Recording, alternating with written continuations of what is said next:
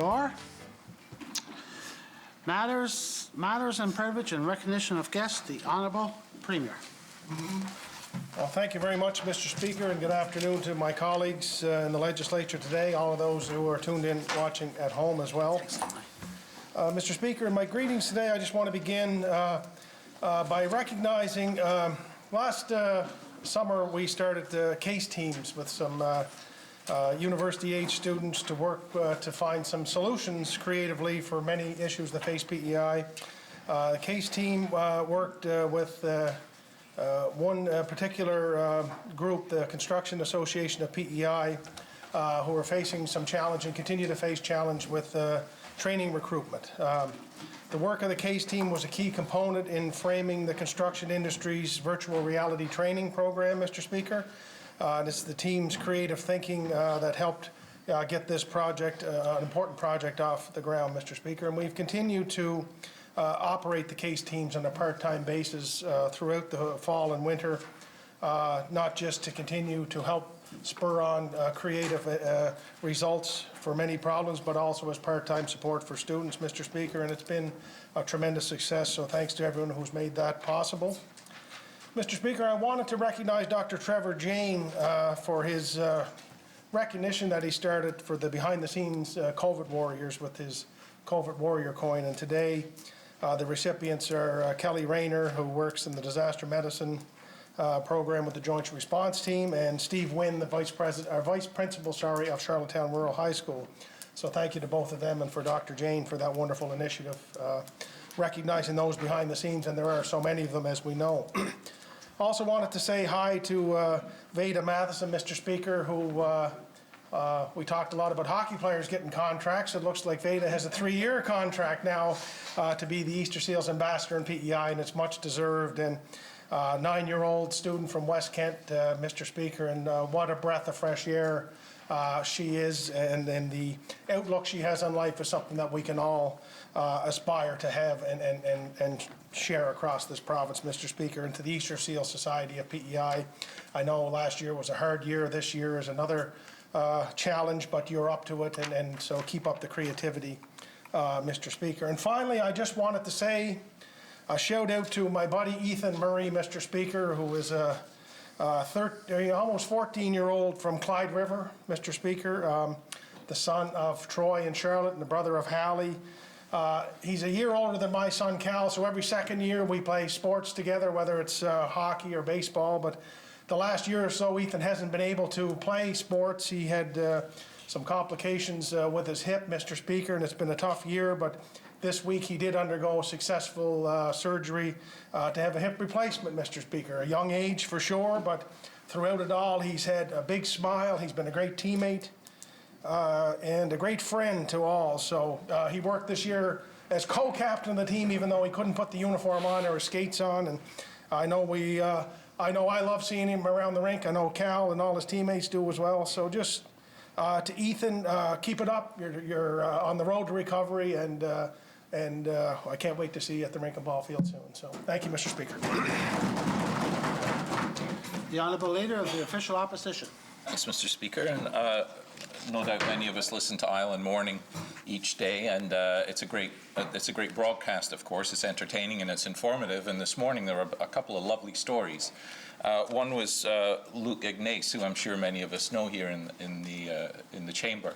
He's a Holland College student. He's from the Bahamas, and he and his brother did an interview this morning with Mitch, and it was about the Island to Island group that he helped set up. And he collected, I think it was a 30-foot container that was filled with donations from islanders, and both it and Luke have ended back up in the Bahamas, and he's now distributing that with his family and the local Rotary group to Bahamians. And he wanted to pass on his thanks to Islanders, and he's always been quick to do that. He's an exceptional human being, and he's made an enormous impact on this little island in the short time that he was here. And as he says, when he refers to us here on Prince Edward Island and his family in the Caribbean, we're all Maritimers, and I like that. I like that acknowledgement of the connection we have. And also featured this morning, the Premier mentioned this, is Veda Matheson, extraordinary young woman And as the Premier said, she was the ambassador for Easter Seals last year, and of course the tour and all of the things associated with being the ambassador were never happened. She's installed again this year, and it looks like she's not going to be able to fulfill her duties this year. So she's on her third year of her contract, as the Premier put it. And she's just an electrifying young woman. I know Veda, and I know her mum and dad, and she just has a special brightness about her. And she will be, when she is introduced properly to the island public, we will all see what an extraordinary young woman she is, and what a fantastic job she's going to do. And of course, Easter Seals suffered last year, not just in terms of the organization, but financially they suffered as well. And I think they only took in about a third of what they normally do. So if anybody has an opportunity and some extra money they would like to put Easter Seals' way, please do that. I also want to make mention of an event that's happening next Monday, and it's the ice walk to Lennox Island. In today's Guardian, you'll see an article where Senator Brian Francis shares his memories of growing up on Lennox Island and making his way across that hazardous trek from what was then truly an island. There was no causeway back then, to the mainland, and it was hazardous, and on occasion it was deadly.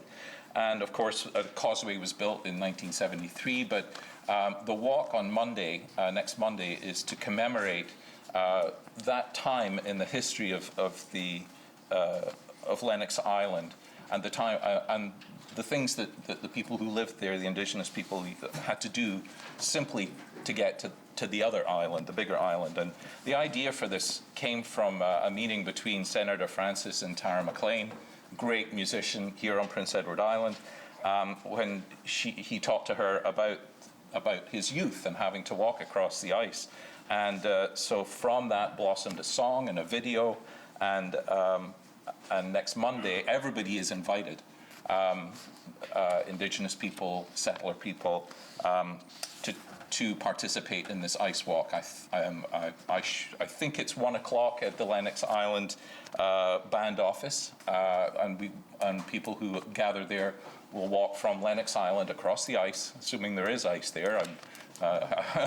I mean, it would maybe, but it will, in whatever form it takes, it will be to commemorate that time. And I think it's a very important event, and I hope everybody is able to join us. Thank you. The Honourable Leader of the Third Party. Thank you very much, Mr. Speaker, and as always, it's a pleasure to rise in the legislature and welcome everyone here today and say hi to all Islanders on this nice winter's day. Also, I'd like to congratulate the Easter Seals Ambassador, and as the Premier said, she'll be the longest reigning ambassador, but I'm sure when things get to happen, she'll do a wonderful job. As we move out of the modified red lockdown, I encourage all Islanders to get out and safely enjoy this great day. Our small businesses continue to suffer large economic impacts from the pandemic. Now that restrictions have eased slightly, all Islanders should consider how we can safely support our many small family-owned businesses. I would like to take this opportunity, Mr. Speaker, to wish a very good day to all the residents that were displaced from the Le Chinook. While they may not be in their usual location, many residents are now settling in their temporary accommodations either at Andrews, Summerside, or other locations across our province. I have addressed this previously, but I once again wanted to thank the many people who have assisted and supported the residents and their families through what has been a challenging few weeks and months. I would also like to congratulate Eddie McKenzie and his team of curlers on their successful victory in the PEI qualifiers for the Tim Hortons Briar Curling Championship. Congratulations on your success and best of luck in the upcoming tournament. Thank you, Mr. Speaker. The Honourable Minister of Transportation and Infrastructure. Thank you very much, Mr. Speaker. Mr. Speaker, it's certainly an honour for me to rise here today and say hello to everyone that may be watching online or through Eastlink. Mr. Speaker, a very important person here in PEI just recently announced his retirement, and that would be Bishop Richard Greco. He's, of course, the spiritual leader of the Roman Catholic faith here in PEI for the Diocese of Charlottetown. But, Mr. Speaker, at the age of 75, it is mandatory that bishops do retire. But in addition to the announcement of his retirement, he also made public that he's just beginning a journey for treatment for cancer. And I just wanted to send out my best wishes and ensure that Bishop Greco knows that he will be in my thoughts and prayers as he moves forward on this journey. Mr. Speaker, also I just, something really struck me yesterday as reading a message on social media, and you know, we all have pet peeves, and one of my pet peeves has always been how my last name is misspelled. It's A-Y-L-W-R-D, but quite often, a lot, even I think my wife for the first year spelled it A-L-Y. Jokingly with the Honourable Member for O'Leary and Verness last week gave me a fairly comprehensive list of road work that he wants done in his district. Thank you for that. We'll do as much as we can. But the letter was addressed to the Minister of Transportation and Infrastructure, Honourable James A-L-Y. So, Mr. Speaker, I read yesterday a very interesting post on social media, and I'm going to recite it here today, or quote it. My kid's grade 4 class partnered up with a long-term care facility to become pen pals. My daughter's pen pal misspelled her name. So in her response, my daughter signed off her letter misspelling her own name, just not to hurt her pen pal's feelings. And then this parent signed, ouch, my creaky old heart. So you know what? My pet peeve no longer exists. When I read something like that, we learn from children, and it's a very, very good lesson to learn. And I also wanted to thank Jonathan Torrens for actually posting that about his daughter. Thank you, Mr. Speaker. The honourable member from Charlottetown West Royalty. Well, thank you, Mr. Speaker. It's a great privilege to rise and say hello to everybody in Charlottetown West Royalty today, especially everybody at PE Home. Hope you're doing well, and Beach Grove Home. And today, with the sun shining, it's a beautiful spot to be out there on the point. So I hope that they're enjoying some of the sunshine. I'd also like to say hello to 4 special members that just started a scholarship for UPI and Holland College students for those attending those areas from Africa. And it's Talupe, Daniel, Elizabeth, and Marianne. They've done a great job of starting something. We talked about, the Minister of Transportation talked about students being important in leading the way, and there's no greater example than that. So, and just bringing it back to PE Home, there's an important project that's getting started, the Village Project there.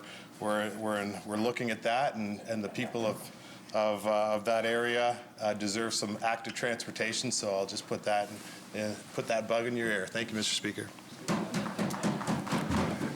The honourable member from Mermaid Stratford, the opposition House Leader. Thank you, Mr. Speaker, and it's a pleasure to rise to say hi to everybody in Mermaid Stratford, and I look forward to a great day here in the House today. I did want to draw any resident in my district and the surrounding areas, and I'm sure the Minister of Transportation Infrastructure's district, with the soon happening decommissioning of the sewage ponds, as you enter into Stratford being decommissioned, which we are all looking forward to. That's a great step, and I'm glad to see that we're at that point. But the town of Stratford's now opened up a consultation process in order to engage community to see what we're going to do with that area. So they've already they've completed the first phase, and there was a lot of public consultation, a lot of input, a lot of ideas that were submitted to the town of Stratford, and now they're moving on to their second phase, and that runs from, it's open currently, and it runs until March 22nd. I think it's really important to see community like the town of Stratford open up for such an engaging process. It's all done online. The mapping is all there. There's a lot of ideas that have all been consolidated. And this is similar to what the town of Stratford did for their pre-budget consultation as well.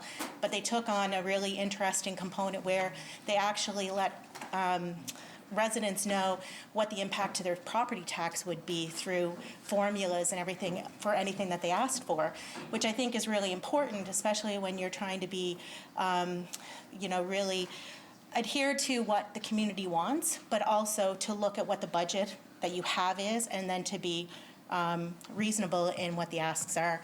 So I think that that's a really important step for public to be able to identify what their asks are actually costing their community, and I think that it's really a great step that the town has taken, and I encourage everybody in the community and surrounding area to definitely add their say to that. Thank you, Mr. Speaker. The Honourable Member from Charlottetown, Victoria Park. Thank you, Mr. Speaker, and good morning to all my colleagues and residents of the island and District 12 Charlottetown, Victoria Park. I just had to get up and congratulate Veda Matheson. I've known Veda since she was a baby, and she is an absolute delight. When I worked at her school for a year, and one day randomly I was working with another student, and I said, why don't you pick a friend from class and they can come here and we'll do an activity. And so I had these two sweet little grade 1 students sitting with me, and we were making ice cream cone crafts. And so just a couple of weeks ago during staff appreciation, I was at West Kent doing duty for the teachers, and of course I had my little fan club because they all knew me from being there before. And she was looking at me so funny, and she looked, and I had my mask on and my sunglasses, and she said, "Is your name Arlene?" And I said, "No, kind of close." And so once I took my mask off, and all she said was, "Oh, ice cream cones." She couldn't remember my name, but she could remember that one day in my office that to me I had just completely forgotten about. And so just a reminder to all of us that we never have any idea, these kids watching us and the smallest things we do, how it can affect them both in positive and negative ways. But she is truly a delight and such a strong, bold, brave young lady. Also would like to extend best wishes to Bishop Greco and look forward to the proceedings today. Thank you, Mr. Speaker. The Honourable Minister of Finance and Deputy Premier. Thank you, Mr. Speaker. It's a pleasure to rise in the House today. I want to say hello to everyone in District 4. It's a beautiful drive in today. There's nothing like a sunny day in March when you feel some warmth in the sun, and there's a promise of better things to come. Mr. Speaker, I want to rise today and talk about a new business in the district.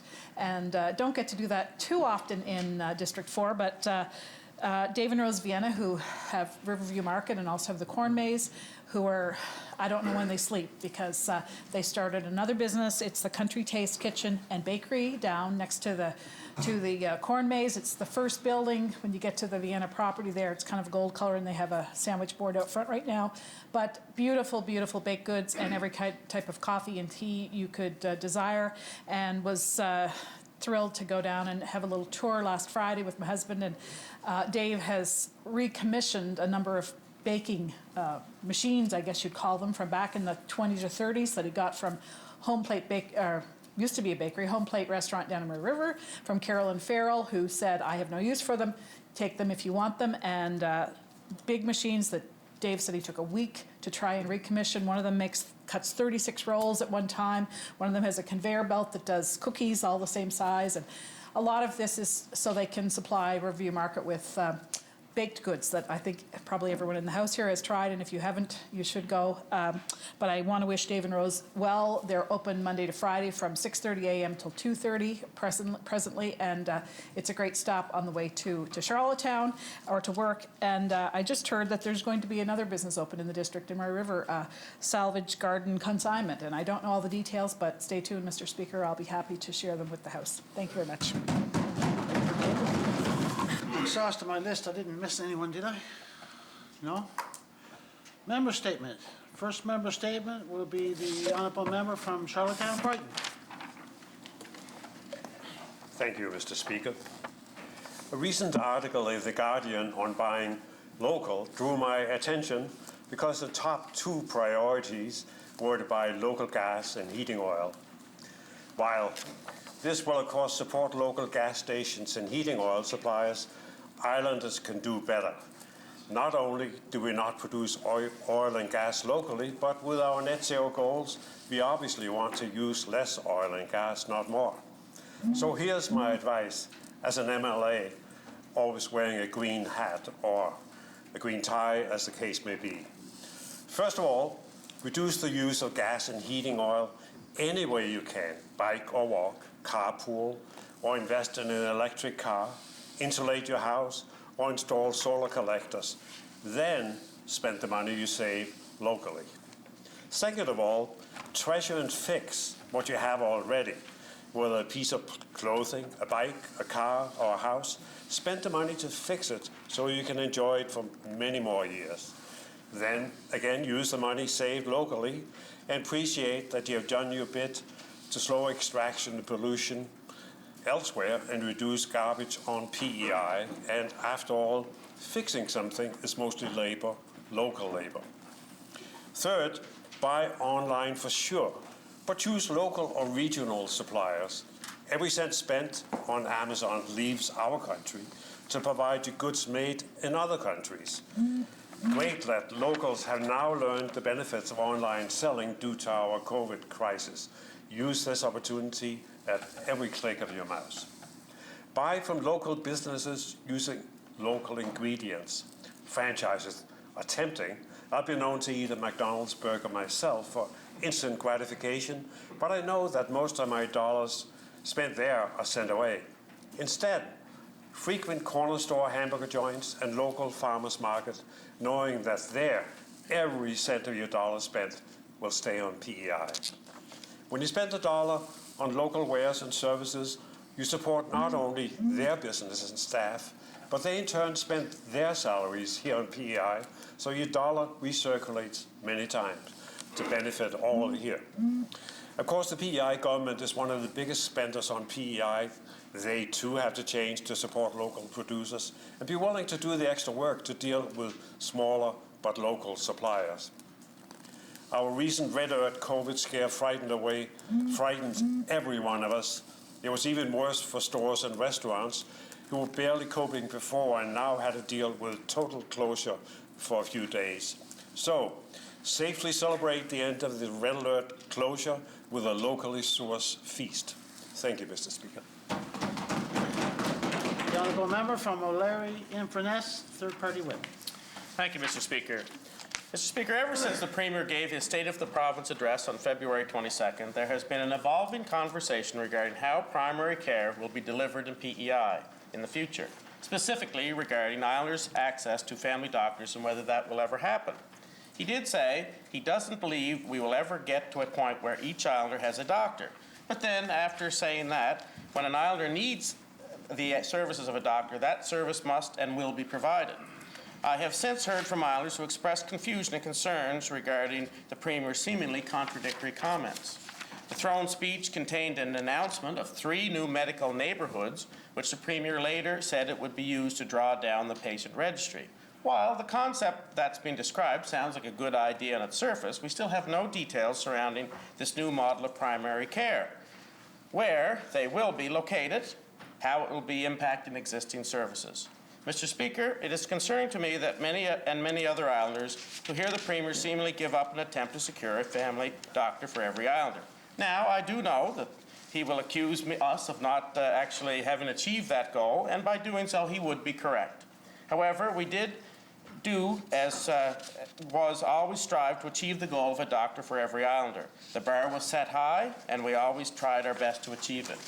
In the 3 years since I was Minister of Health, we have seen the patient registry double in size from 8,000 to now 16,000, plus 3,000 plus more patients are potentially on the way to that list, with Dr. Crothers' complement of patients not yet on the registry. In the face of this challenge, it appears the Premier and his government has given up the task at hand and is now lowering expectations. Some people may consider that it's waving the white flag on doctor recruitment. While we can and should always explore innovative solutions to complex problems, this government has given no details regarding how these medical neighbourhoods will address the issue at hand. Most importantly, we still have no details surrounding when the registry will begin to fall, and as health critic, I will keep pressing the government to try and achieve that ultimate goal of a doctor for every Islander. It won't be easy, and it won't be overnight. I recognize that. But I believe it's important that we always do our best for Islanders and not be content with any number of Islanders without a family doctor. Thank you, Mr. Speaker. The Honourable Member from Tignish, Palmer Road, Deputy Speaker. Thank you. Mr. Speaker, over the years, I've worked with many public servants. The vast majority are careful, hard-working, and extremely diligent. Since often they work with the general public, I believe public servants understand the challenges faced by Islanders and will do their very best to solve issues and provide assistance. And I personally know public servants who worry a great deal about the real-life challenges faced by individuals and families. Mr. Speaker, I believe that this approach is the foundation of public service, and we should all be grateful for their efforts. Over the past 10 months or so, we have heard politicians in this House praise the work of civil servants. And, Mr. Speaker, I innocently believed those words were sincere. So I was extremely surprised to see the Green Party, a group that pretends to be very conscious about virtue, launch an attack on the public service and its so-called toxic culture. Apparently, Mr. Speaker, the political leadership of the Green Party believes it has a monopoly on virtue. And all those who disagree with them are clearly lacking in the high morality they award to themselves.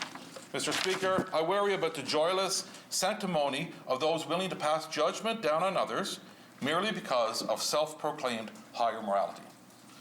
And I can assure the public service, the Liberal caucus, does not agree with the Green assessment of their work that they are toxic. In fact, you are often the antidote to real-life troubles. So on behalf of my caucus, Mr. Speaker, I want to thank all the hard-working public servants right across Prince Edward Island who help us every day, and most especially, Mr. Speaker, during these difficult and trying times. Thank you. End of message. Questions? Response to questions taken as notice? No? For our first questions, I'll call on the Honourable Leader of the Official Opposition. Thank you very much, Mr. Speaker. Question to the Minister of Fisheries and Communities. What do you understand to be the treaty rights that Abequate and Mi'kmaq fishers have under the peace and friendship treaties? The Honourable Minister of Communities and Fisheries. Thank you, Mr. Speaker. Thank you for the question. I will state that this government, we recognize the Supreme Court and the rulings that they have brought forward. We also recognize the rights of all fishers across Prince Edward Island. Thank you. The Honourable Leader of the Official Opposition. Thanks, Mr. Speaker. I'm going to repeat my question. What do you understand to be the treaty rights that Abequate and Mi'kmaq fishers hold under the peace and friendship treaties? The Honourable Minister of Fisheries and Communities. Well, thank you, Mr. Speaker. And again, I'll say again, the commercial fishery, as it applies, falls under jurisdiction of the Department of Fisheries and Oceans. This government, we recognize the rights as expressed by the Supreme Court of Canada and how they've been passed on to all fishers across Canada. The Honourable Leader of the Official Opposition. I could ask a third time, Mr. Speaker, but I guess I'm not going to get anywhere further than we already have. Yesterday, the Federal Department of Fisheries and Oceans announced that any exercising of treaty rights to a moderate livelihood fishery by Mi'kmaq must be done within the guidelines and restrictions imposed by the federal government on those treaty rights. This was done, I might say, without any consultation with Abequate Mi'kmaq. A question to the same minister. Do you support DFO's position that Abequate Mi'kmaq fishers must accept a unilateral restriction limiting their legal, constitutional, affirmed, unconditional treaty rights to a moderate livelihood fishery? The Honourable Minister of Fisheries and Communities. Well, thank you, Mr. Speaker. You know, this government very clearly understands that we want to see a safe and orderly fishery for all fishers across Prince Edward Island. And we recognize the rights of First Nations. We also recognize the rights of Department of Fisheries and Oceans. And we also understand the constitutional rights by the Supreme Court of Canada.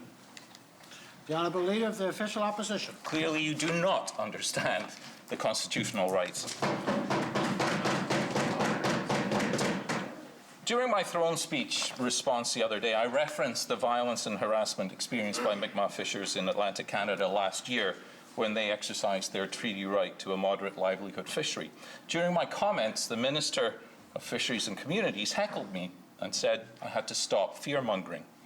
Yet the reality is that many Mi'kmaq fishers have already experienced this and are rightfully concerned. To the Minister of Justice and Public Safety and the Attorney General, what are you doing to ensure Mi'kmaq fishers are able to safely exercise their legal, constitutionally protected treaty rights to a moderate livelihood fishery without fear of violence, harassment, and intimidation? The Honourable Minister of Fisheries and Communities. Well, thank you, Mr. Speaker. You know, I don't want to see violence anywhere, and that's something I've stood for all my life. Mr. Speaker, the Department of Fisheries and Oceans have total jurisdiction over the fishery as it applies to the communal rights and the commercial fishers across Prince Edward Island and across Canada. We want to strive for an orderly fishery that protects the rights of all individuals that are engaged in the fishery to make sure that the fishery is sustainable for the futures to come. Thank you, Mr. Speaker. The Honourable Leader of the Official Opposition. Thanks, Mr. Speaker. Yesterday, the Mi'kmaq and Abegwit were blindsided by this announcement of DFO to unilaterally decide the conditions for their treaty-protected fishery without meaningfully consulting with them. As the Abegwit Mi'kmaq point out, a treaty-protected livelihood fishery is a constitutionally protected Mi'kmaq right, and it must be Mi'kmaq-led. A question to the Premier.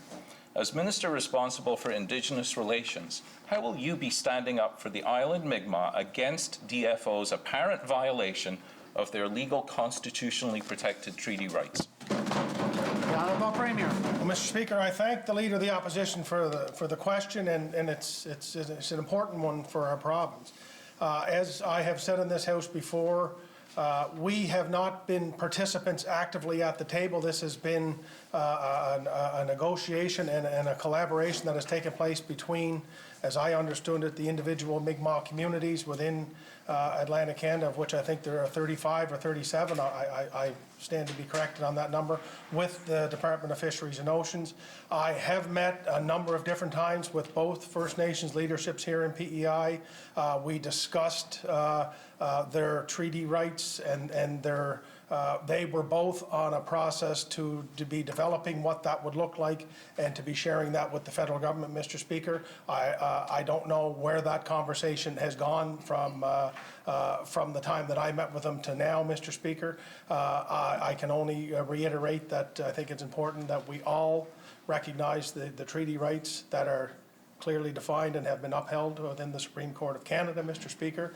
Also, at that time, I would again say both First Nations and Prince Edward Island also talked at length about the importance of the protection of the resource, which is something that is, through time memorial, has been the whole basis of what the Mi'kmaq and PEI have been about, Mr. Speaker. So I'm sure that's included in the presentation that they have made or will be making to the federal government. Thank you, Mr. Speaker. The Honourable Leader of the Official Opposition. Well, clearly it's will be making, because despite the words collaboration, conversation, negotiation, nobody has spoken to the Abegwit Mi'kmaq about this decision that was made. In our caucus throne speech submission, we requested that government take a strong and unambiguous stance in support of the right of Abegwit Mi'kmaq to conduct their moderate livelihood fishery, and to do so in a manner that is free from threat of violence, intimidation and prejudice. Unfortunately, the throne speech contained no such commitment. Question to the Premier. Will you provide that strong and unambiguous statement of support for the Mi'kmaq fishers right now in this House? Honourable Premier. Mr. Speaker, I feel I have done that. Mr. Speaker, as I said, that this is an issue that is regulated by the Federal Department of Fisheries and Oceans, Mr. Speaker. We have been directed by the First Nations themselves not to be part of the conversation. They wanted to have this conversation between themselves as a nation, as the two nations here in Abegwit, Mr. Speaker, the land of Abegwit, with the Department of Fisheries and Oceans. They had a courtesy meeting with me to explain how the process was to work. I fully respect that, Mr. Speaker. Part of their journey to self-governance is that nation-to-nation conversation that they need to have, Mr. Speaker, and I'm very comfortable with the process that they laid out to me, Mr. Speaker. I haven't been at the table. I can't quite comment as to who talked to whom or why they didn't, Mr. Speaker. We're not at the table. I'm supportive of the Mi'kmaq in this province, Mr. Speaker. It's not just a responsibility for me. It's a personal thing for me, Mr. Speaker, and I will always continue to do that as long as I'm in this job. The Honourable Member from Charlottetown, Brighton. Thank you, Mr. Speaker. The throne speech highlighted this government's plans and priorities for seniors, largely through their seniors' health strategy, which will see expansions of 4 health programs and an addition of 2 more health programs. Question to the Premier. Our health as seniors is important, yes, but did you forget that we seniors are more than just a health problem? We have social, economic, housing, and intellectual needs as well. The Honourable Premier. Well, Mr. Speaker, I don't look at seniors as a challenge at all, Mr. Speaker. I see tremendous opportunity within that community as well. I think part of our responsibility is to try to be of assistance, Mr. Speaker, to those who have paved the way to where we are today. Mr. Speaker. We're working aggressively about doing more to keep seniors in their homes for as long as they can, Mr. Speaker. We're working on a lot of these projects and recognizing that we need to do a better job of protecting the lives of our seniors in this province, who I continue to say, Dr. Morrison has said time and time again, Mr. Speaker, are not just our most vulnerable, but our most valuable, Mr. Speaker. The honourable member from Charlottetown Brighton. Thank you, Mr. Speaker, and thank you, Premier, for the answer. The throne speech has only one mention of anything for seniors, except for how you will care for their deteriorating health. We island seniors are strong and independent people, Mr. Speaker. We want to contribute to our communities, and we want our experience and expertise to be recognized and respected. We do not just want to be cared for. We just want the help we needed to live a dignified life. Question to the Minister of Social Development and Housing. Does the government have any non-health initiatives targeted at island seniors? The Honourable Minister of Social Development and Housing. Well, thank you, Mr. Speaker, and the member across raises some good points, and it's something that the Department of Social Development and Housing really cares deeply about. That's the entire wholesome approach to seniors, and the member is probably aware that the provincial action plan for seniors, near seniors, and caregivers has 4 pillars. The pillar 1 is talking about the Home First Age and Place initiative, but the pillars 2, 3, and 4 talk about age-friendly approach to communities, housing, workforce, and healthcare facilities, addressing ageism and supporting active aging, and supporting upstream endeavors that address the social determinants of health. And Mr. Speaker, one of the immediate actions that I know I took as minister was we're sending out the Seniors Guide, and 211 is a great one number that any senior can call to find out services for them. And I'd ask them to say, put a sticker right on front of that guide with the number 211 so seniors can access it easily. Thank you. The honourable member from Charlottetown Brighton. Thank you, Mr.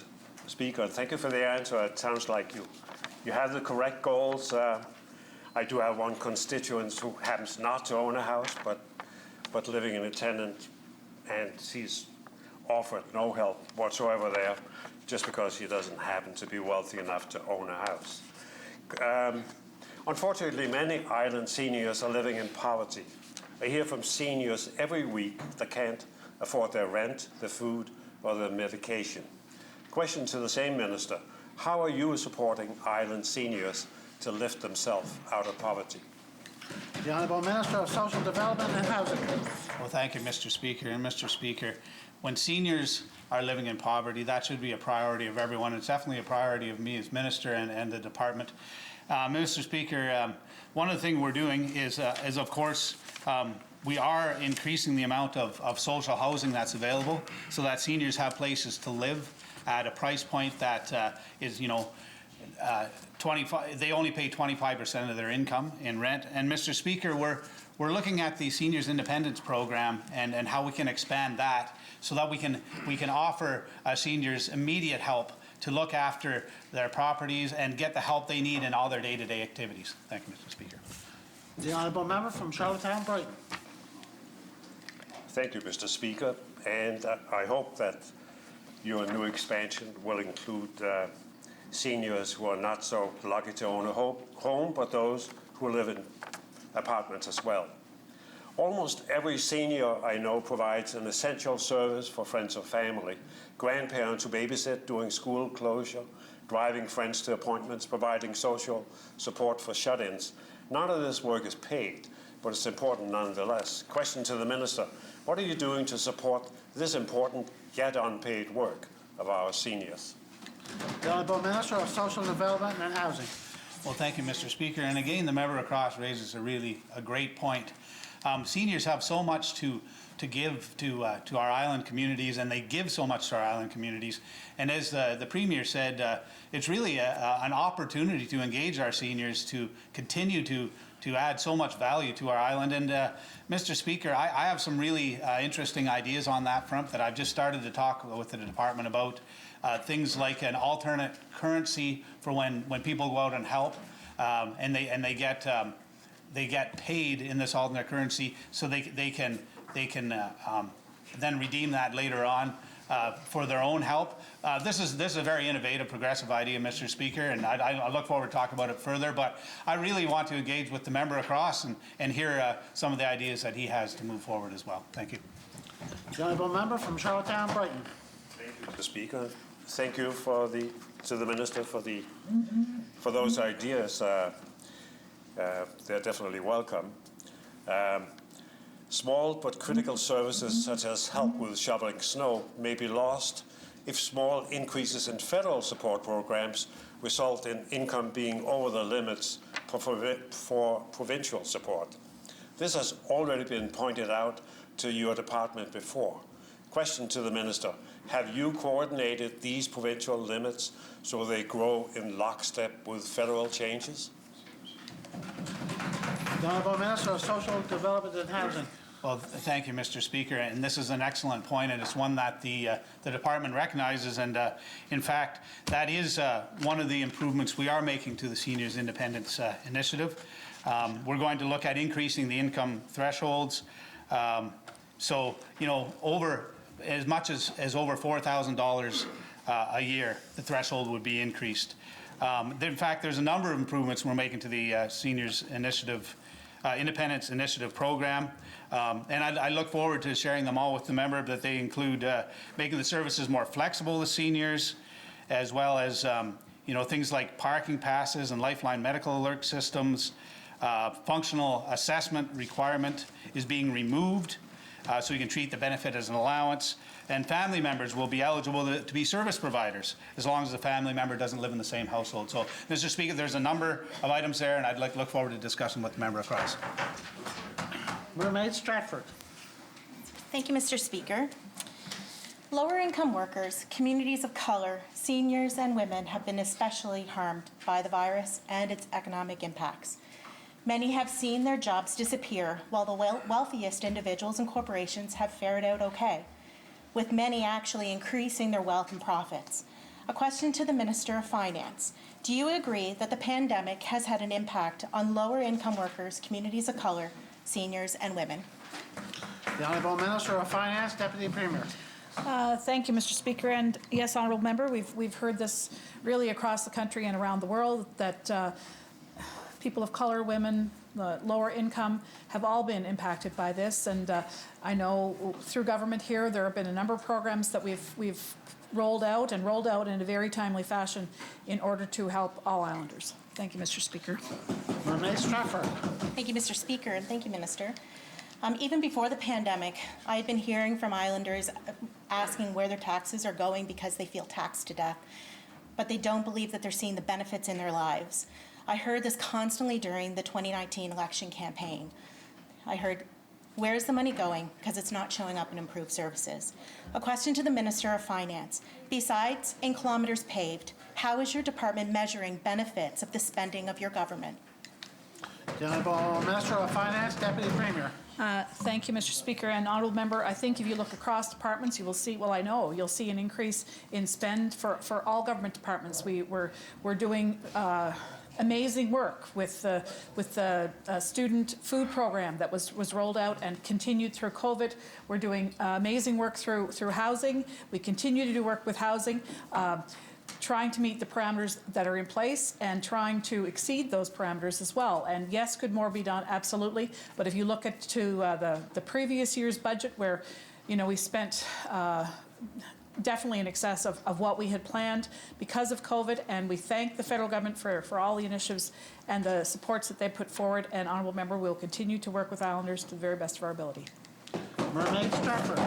Thank you, Mr. Speaker. And Minister, I would remind you that to make accolades of we're doing amazing work requires key performance indicators and measurements towards those key performance indicators, so that you're showing your work, not just saying you're doing the work, but you're showing that you're doing the work.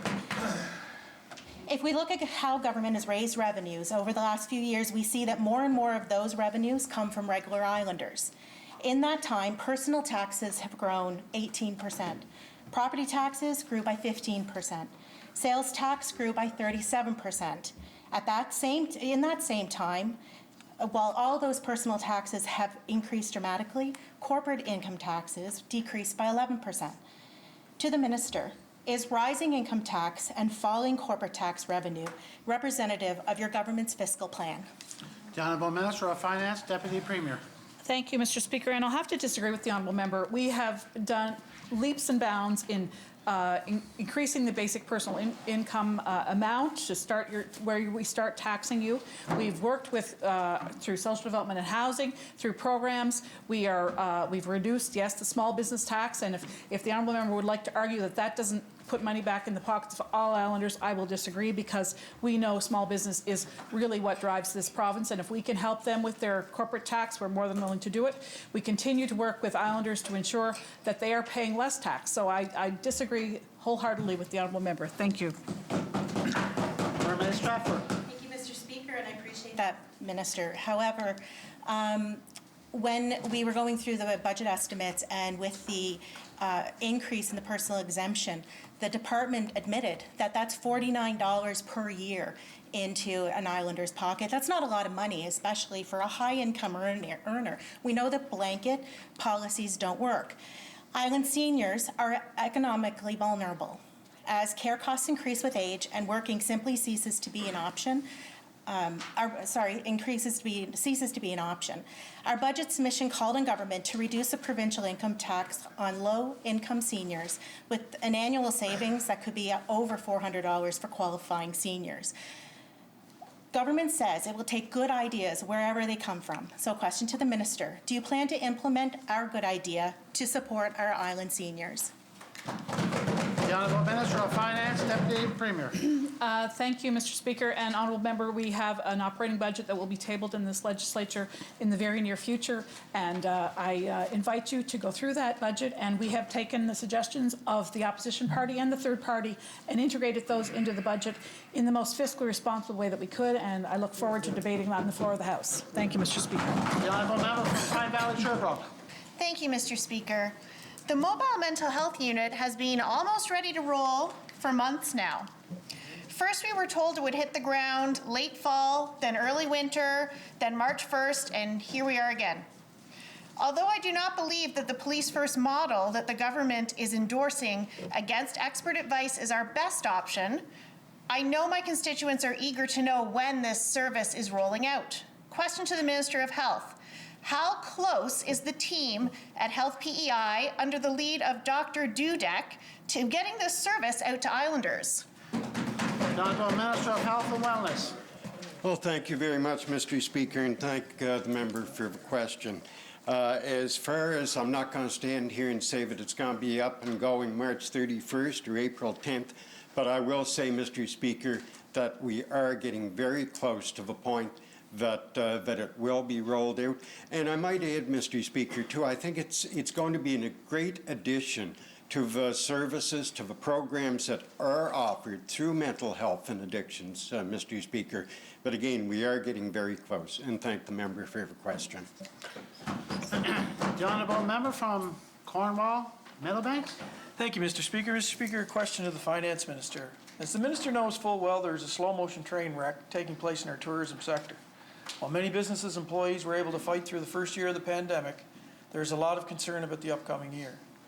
In fact, the Minister of Tourism recently told a standing committee that he's trying to avoid, and I quote, panic mode in the sector.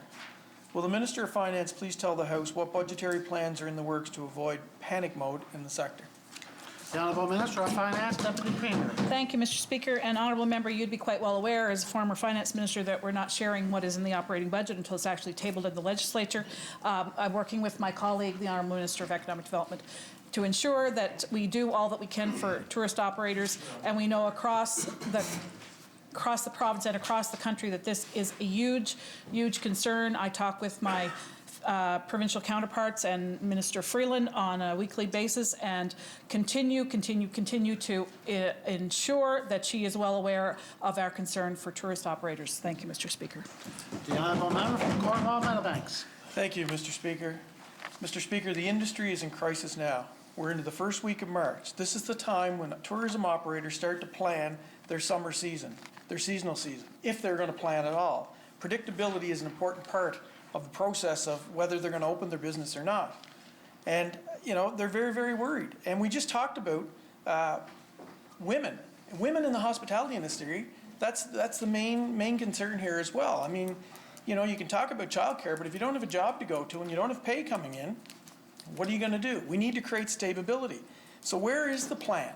Maybe there is a plan that we're not aware of for this industry. Where is the roadmap for this anxious industry that we're coming up on within days?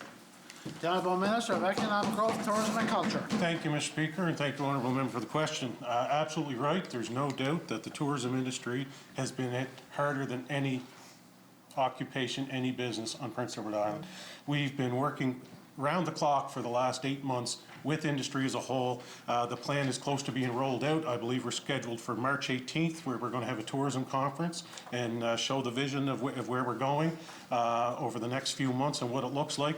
Obviously, I wish I had a crystal ball. We just come out of a red lockdown with COVID cases, so it's the roadmap of the future still, we don't know what it looks like, but we're prepared to the best of our ability, and industry has been at the table front and center with this, and it's going to be rolled out on March 18th. The Honourable Minister of Cornwall Meadowbanks, your second supplementary. Thank you, Mr. Speaker. Mr. Speaker, look, other provinces are already presently have rolled out their map. Just this last week, Halifax master plan, direct competition with our multi-million-dollar convention center down there. They're ready to go. We've been talking about this for 10 months, Mr. Speaker. I think on April 14th, I said you should start working on an exit strategy for your tourism industry because it's going to be devastated. Tourism is, you know, domestic tourism is not sustainable, Mr. Speaker. It worked this last summer, but in the long term, it's not sustainable. Can you provide the information whether this is a short-term fix, the plan you're coming with, or is this a long-term plan? The Honourable Minister of Economic Growth, Tourism and Culture. Thank you, Mr. Speaker, and you're absolutely right. We knew that this wasn't going to be a short-term fix, so we looked in the future. The plan is a long-term plan, and what is taking place right now around the world, Honourable Member, is we're in a global pandemic. And if you think we need to open the bridge to allow tourists to come into Prince Edward Island from all over the world right now, I don't think that's in the best interest of Islanders. We've looked front and center at the health and safety for Islanders, and we are working round the clock, rolling programs out day in and day out to support industry. And March 18th, the plan is coming out, and we look forward to the summer. The Honourable Member from Charlottetown, West Royalty. Mr. Speaker, question to the Minister of Social Development. The Minister styles himself an internet expert, and given his professional background as a website developer, I assume he knows all about the internet security. And in his new position, I'm sure he's developing some degree of expertise about vulnerable Islanders. My question, when the home gambling expansion was raised at Cabinet, did the new Minister of Social Development and Housing raise an issue about the potential damage this may cause many vulnerable Islanders? The Honourable Minister of Social Development and Housing.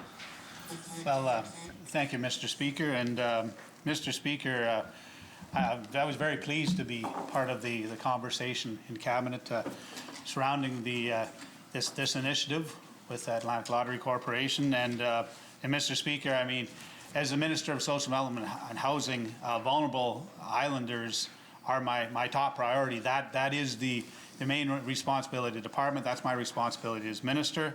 And so this is something I do indeed think about a lot and do voice my concerns. Thank you, Mr. Speaker. The Honourable Member from Charlottetown, West Royalty. Well, 950 Islanders have a gambling addiction, according to the information that was provided to the Health and Social Development Committee. That's not even to mention how many families that affects. Earlier this year, the minister said that avoiding problems at an online casino is fairly simple. To quote the minister, it seems to me if you cut up all your credit cards, it would be very, very hard to do online gambling. Is that minister's advice to the people who may be tempted by this government's online casino, need social assistance to simply cut up their credit cards? The Honourable Minister of Social Development and Housing. Well, thank you, Mr. Speaker. And I'm not sure the context of my comments were with regard to the vulnerable Islanders, as I'd be looking after social development and housing. But Mr. Speaker, I think that as the Minister of Finance has said, the thing about having a regulated gaming environment is that you can have controls in place so that people do get the help they need if they have those gambling addictions, to make sure they put restrictions on when they gamble, how long they gamble, how much money they gamble, these sorts of things, Mr. Speaker. And you know, I would hope that if you had that sort of problem, I mean, one of the things you might consider is, you know, let's just get rid of financial instruments that would allow you to do it. Thank you, Mr. Speaker. The honourable member from Charlottetown West Royalty, your second supplementary. I'm not sure I understand the suggestion, but this is very serious. In the standing committee, you talked about that, and it was a very weird moment for me to hear the Minister of Social Development talk about that. The minister also seems to think that gambling at home may be safer than alternatives. To quote the minister, "Is regulated online gambling actually safer than land-based gambling? It's not like they can go in there with $20 cash and put it down on the table." Will the minister please explain how he got this idea that home gambling is somehow safer than online gambling? The Honourable Minister of Finance, Deputy Premier.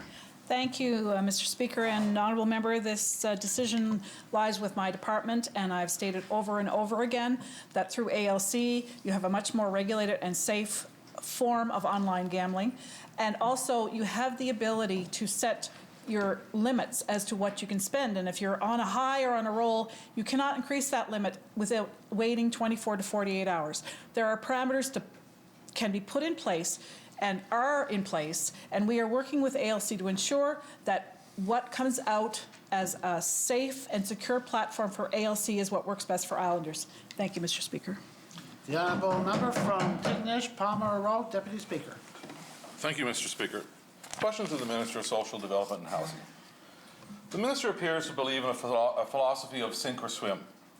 He seems to believe that young people are self-proclaimed victims, and people with housing issues should simply move. I think we all expect more from the Minister of Social Development. I would like to read a quote from the Minister's 2017 leadership speech. Open quote. "Two frogs fell in a pail of fresh milk. One frog panicked, frantically tried to climb the sides of the bucket, soon tired out and drowned. The other frog swam slowly for hours, and a pat of butter started to form. And he kept going until it was big enough he could climb up and jump out of the pail. Like the frog that survived, I want to get back to basics," end quote. My question, does a statement about drowning frogs reflect your current beliefs about Islanders in need? The Honourable Minister of Social Development and Housing.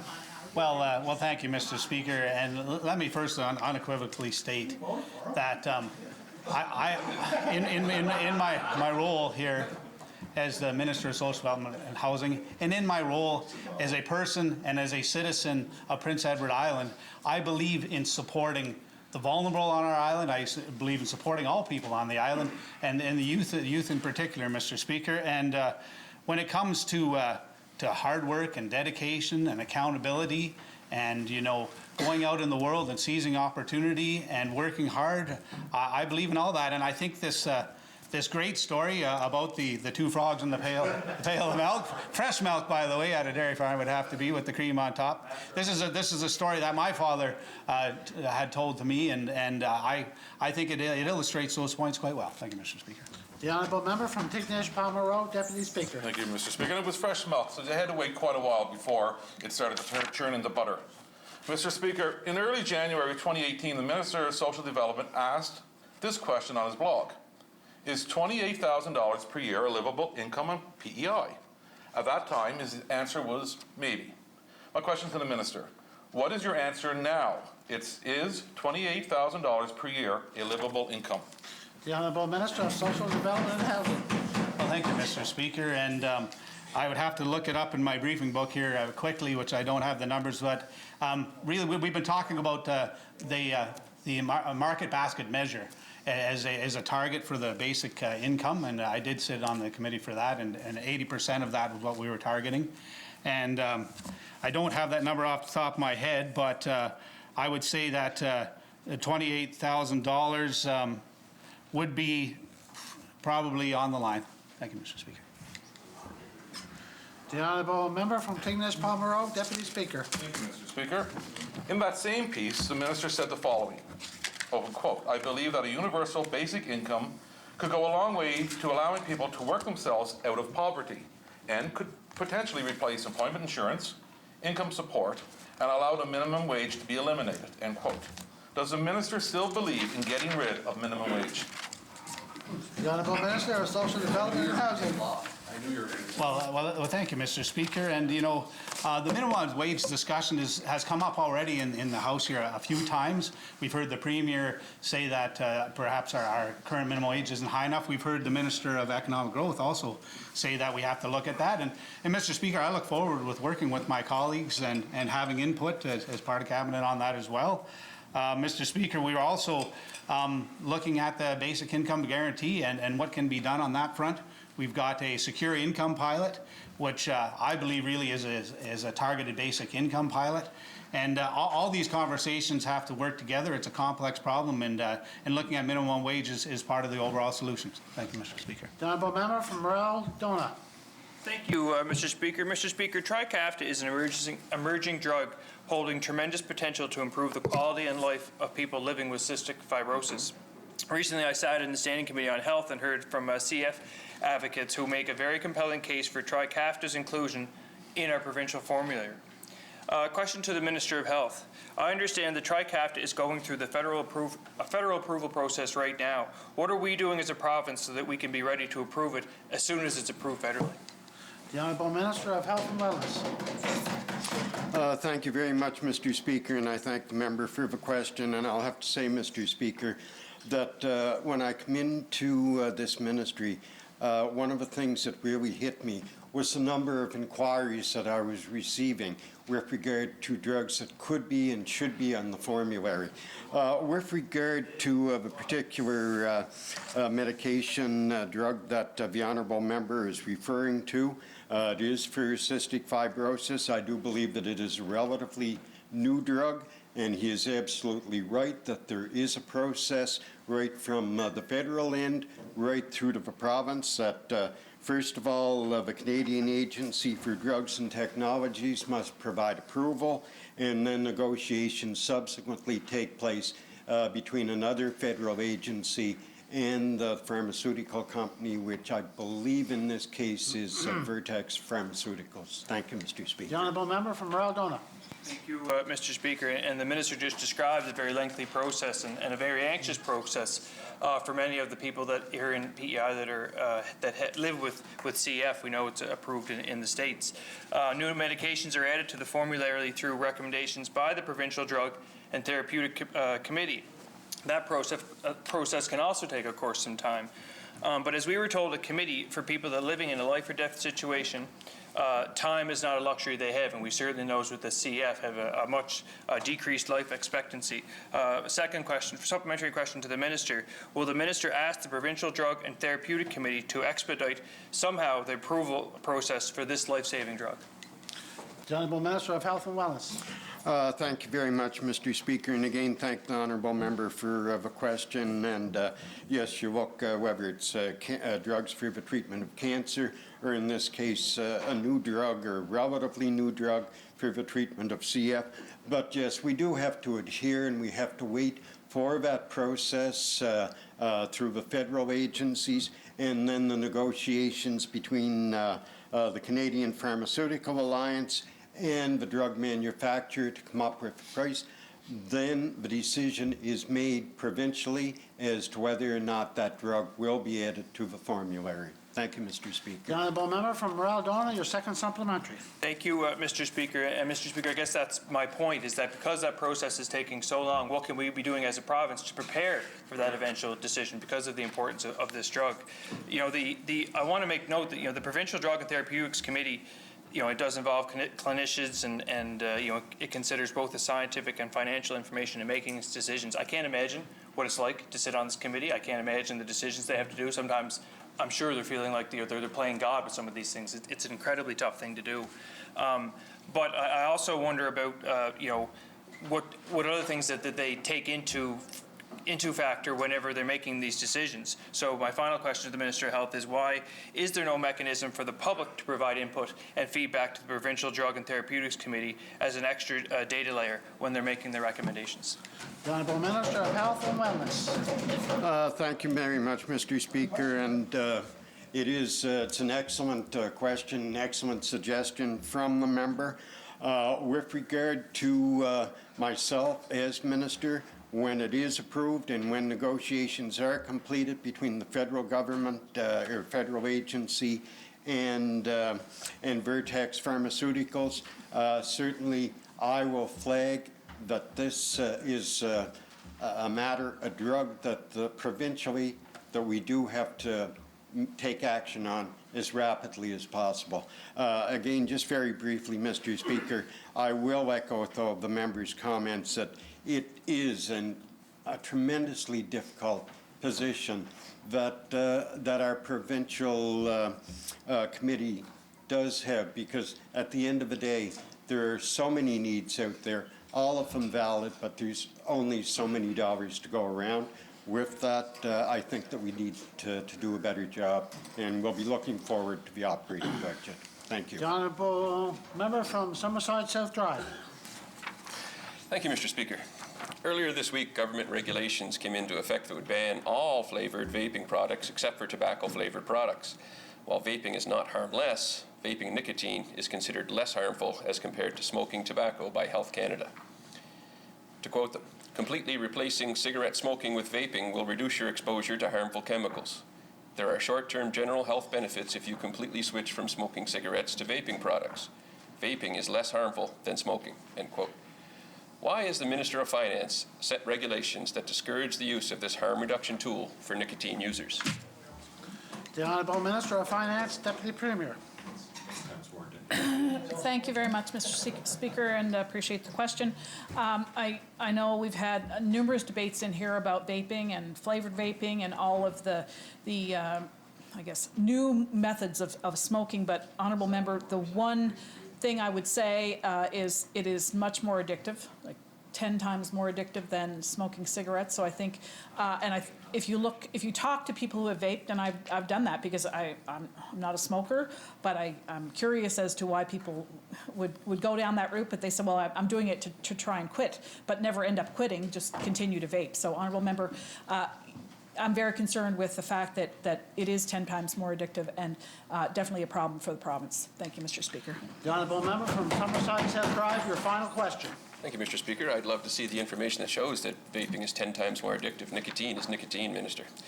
Many of the severe vaping illnesses we saw last year and in 2019 were linked to black market products. These black market products most often appear and become commercially viable when governments introduced wide-ranging restrictions on legal products.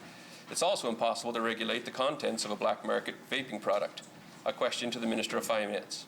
Are you concerned your regulatory approach will increase the availability and use of dangerous black market products? The Honourable Minister of Finance, Deputy Premier. Well, Honourable Member, I would suggest opposition pick a lane, pick any lane, and they're all paved.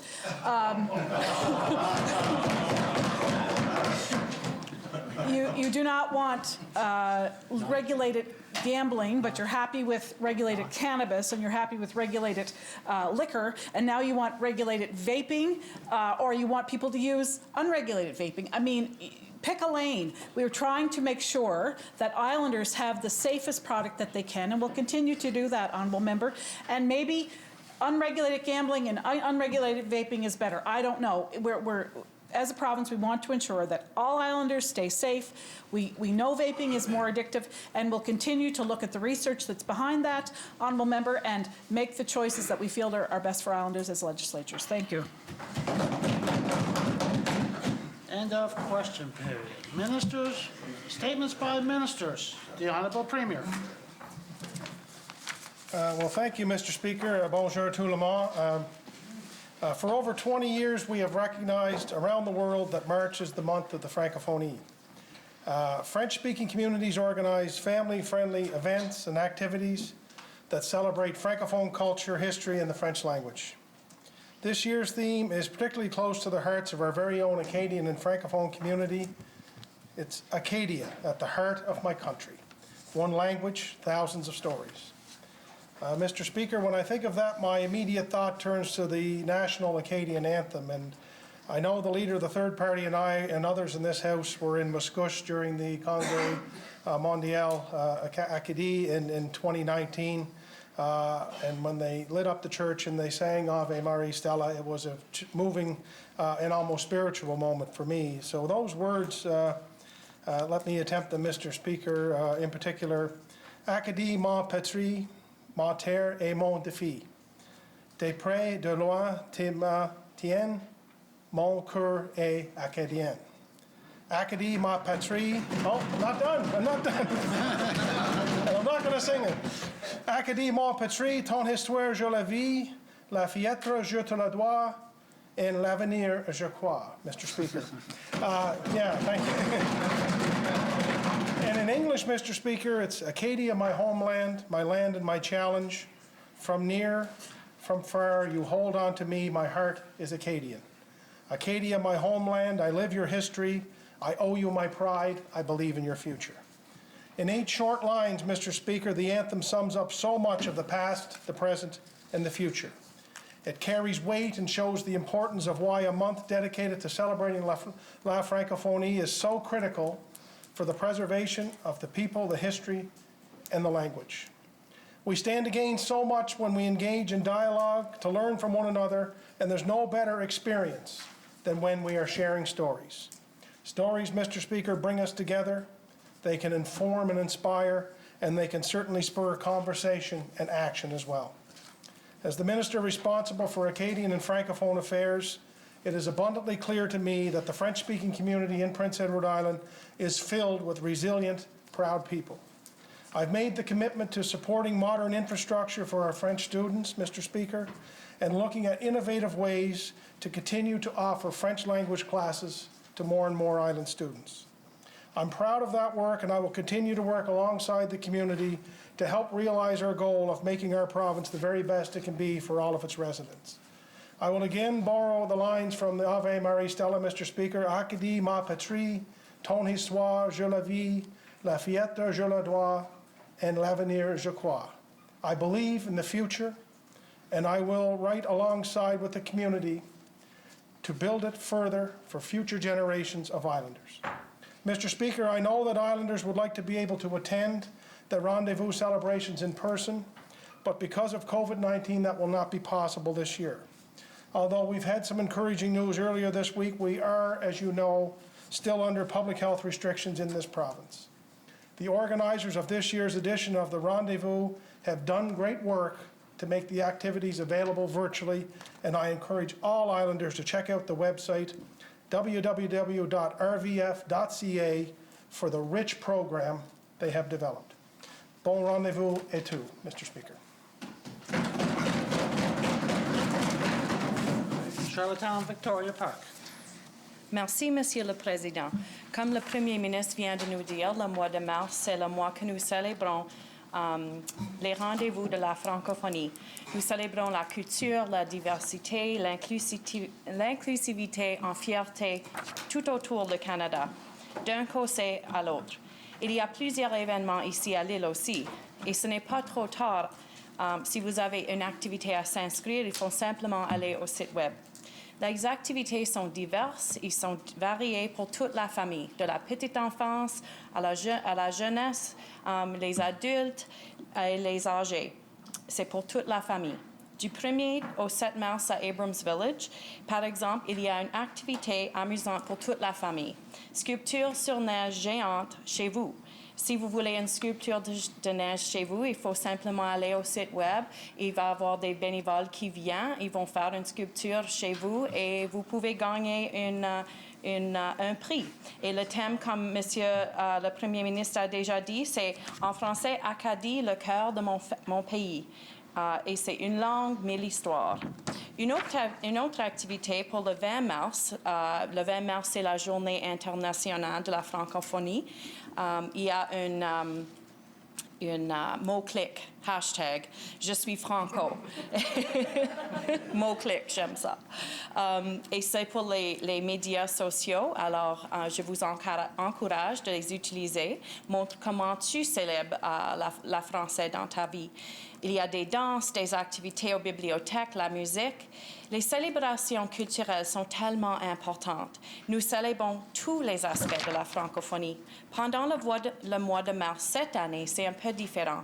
Les activités, comme le Premier ministre a déjà mentionné, plusieurs face-à-face activités sont limitées à cause de COVID-19, mais je vous encourage de préparer votre cuisine française préférée ou de peut-être essayer une recette nouvelle. Et si vous voulez viens me voir. La francophonie joue un rôle important dans la culture ici à l'île et j'espère que tout le monde trouve une manière de la célébrer. Merci, Monsieur le Président. The Honourable Leader of the third party. Merci, Monsieur le Président. Bonjour à tout le monde. Mr. Speaker, it's a true pleasure to rise today and in celebration of our Acadian community. Since 2007, it has been my job to represent the people of Evangeline Musqueam, Prince Edward Island's official Acadian community, and it has been the greatest job I've ever had, Mr. Speaker. As an Acadian myself, I have no problem telling you that our culture is one steeped in history, compassion, and preservation of our traditions. And Mr. Speaker, we talked about not being able to do things because of COVID-19. They had a snow sculpturing activity over the weekend, and the community come together, an organizational group, and families that didn't have snow, they brought snow to their yards. Hard to believe some yards didn't have enough snow. Made a block so they could make a sculpture, and some of the sculptures are just amazing. Mr. Speaker, Acadians are proud people, and we care deeply about neighbours, community, and our province. L'Acadien a un papel fier, et nous soucions profondément de nos visions, de notre communauté et de notre province.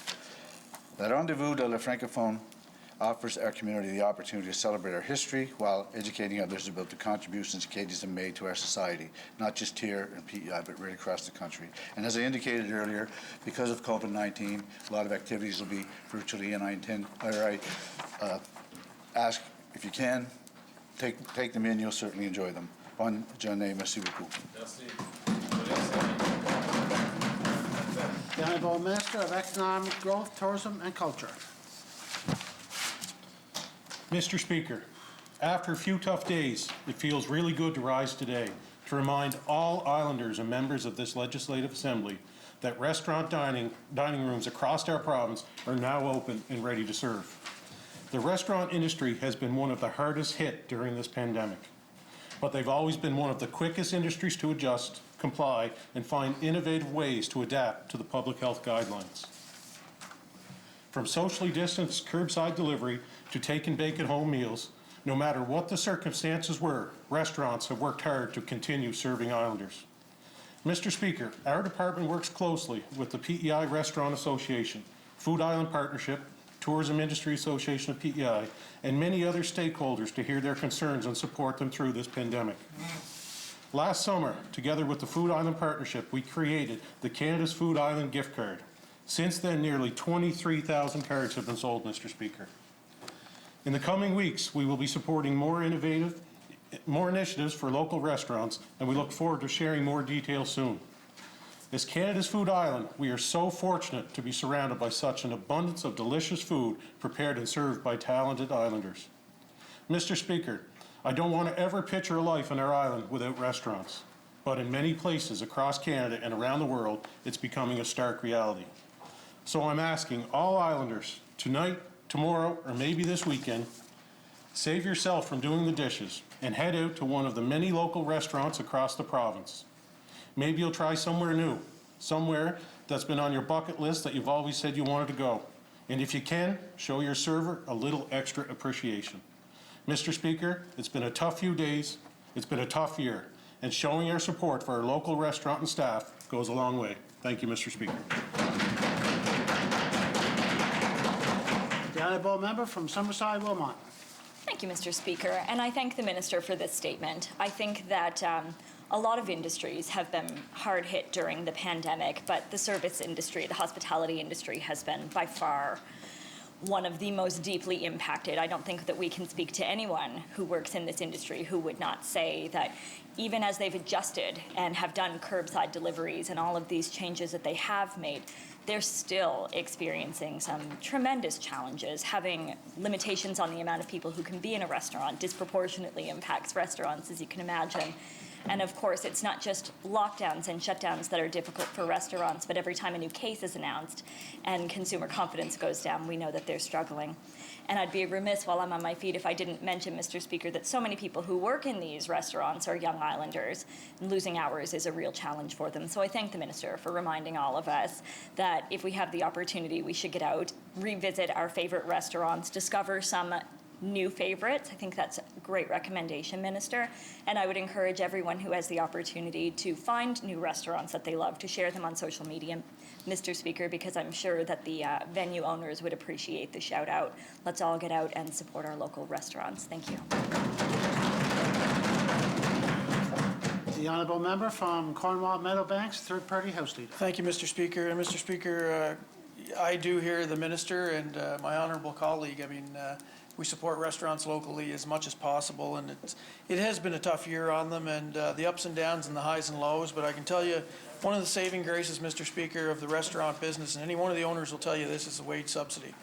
And the wage subsidy announced yesterday is going to be terminated on June 5th. So I certainly hope, with everything that's happened, that the province can actually sit down and say, in your long-term plan or short-term plan, how we're going to get through this summer and how we're going to help these restaurants, and if we can provide that wage subsidy, because I think that's extremely important for the survival of these restaurants. And if we take it a step further, Mr. Speaker, we've built something really special in rural PEI with local restaurants and our talent, keeping our talent here in the culinary aspect of it. And Mr. Speaker, if we don't have that travel business that we've had other years, some of those restaurants in rural PEI are going to be affected even more than our restaurants in cities like Summerside and Charlottetown and Montague. So let's make sure that we encompass all of that and ensure rural PEI is looked after. Thank you, Mr. Speaker. End of Minister statements. Presenting and receiving petitions. Tabling of documents. The Honourable Minister of Agriculture, Land, Justice and Public Safety and the Attorney General. Thank you, Mr. Speaker. Today I'm proud to table the interim report of Land Matters Advisory Committee entitled What We've Heard So Far. Mr. Speaker, this report is a summary of the information that has been presented to this committee to date. The second interim report produced by the committee shows that they are busy hearing from broad range of stakeholders. An examination of Islanders' response to online Land Matters survey is available on landmatters.ca. Thank you, Mr. Speaker. The Honourable Member from Charlottetown, Victoria Park. Thank you, Mr. Speaker. Mr. Speaker, by leave of the House, I beg leave to table a letter from the Coalition for Women in Government, and I move, seconded by the member from Mermaid Stratford, that the said document be now received and do lie on the table. Shall it carry? The Honourable Member from Charlottetown, Victoria Park. Thank you, Mr. Speaker. I beg, by the leave of the House, I beg leave to table Deep Dive, Giving Children the Vote, Office of Global Insight and Policy, and I move, seconded by the member of Mermaid Stratford, that the said document be received and do lie on the table. Shall it carry? The Honourable Member from Charlottetown, Victoria Park. Thank you, Mr. Speaker. By leave of the House, I beg leave to table a UNICEF Canada submission for electoral reform, lowering the federal voting age from 18 to 16 years, and I move, seconded by the member from Mermaid Stratford, that the said document be now received and do lie on the table. Shall it carry? Carry. The Honourable Member from Charlottetown, Victoria Park. Thank you, Mr. Speaker. By leave of the House, I beg leave to table lowering the voting age in Canada by Children First Canada, and I move, seconded by the member from Mermaid Stratford, that the said document be now received and do lie on the table. Shall it carry? Carry.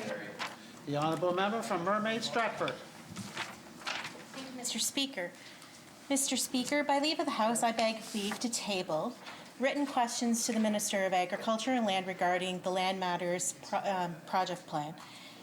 And I move, seconded by the Leader of the Official Opposition, that the said document be now received and do lie on the table. Shall it carry? The Honourable Member from Summerside South Drive. Thank you, Mr. Speaker. By leave of the House, I beg leave to table information from Health Canada on vaping and quitting smoking.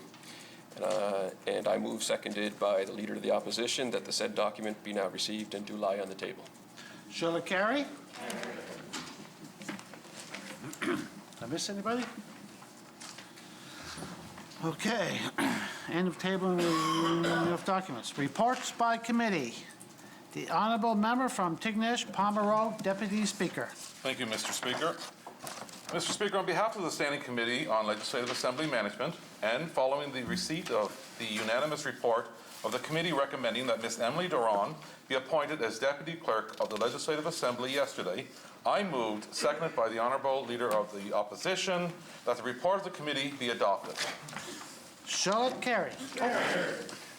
Honourable members of the Legislative Assembly, the Standing Committee on Legislative Assembly Management, pursuant to subsection 42(3) of the Legislative Assembly Act, is charged with the responsibility of recommending to the Legislative Assembly persons for appointment to the position of Deputy Clerk. The committee agreed to initiate a public competition for this new position. A campaign was initiated and advertisements were placed in local newspapers.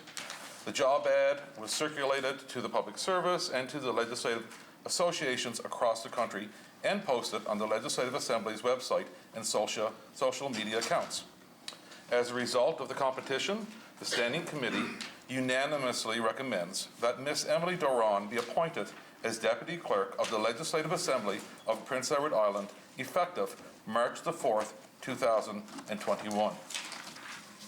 Mr. Speaker, as those of us in this House know, Ms. Doran has served as a page, a co-op student, as an administrative clerk, committee clerk, and the clerk assistant for this Assembly over the past decade. Her hard work and diligence have been appreciated by everyone in this room who has worked with her and everyone who has worked with her over the past 10 years. I wish Ms. Doran every success as PEI's new and first Deputy Clerk. I know, as she has already demonstrated, that she will fulfill the duties of this important position with the greatest of respect for this institution. Thank you, Mr. Speaker.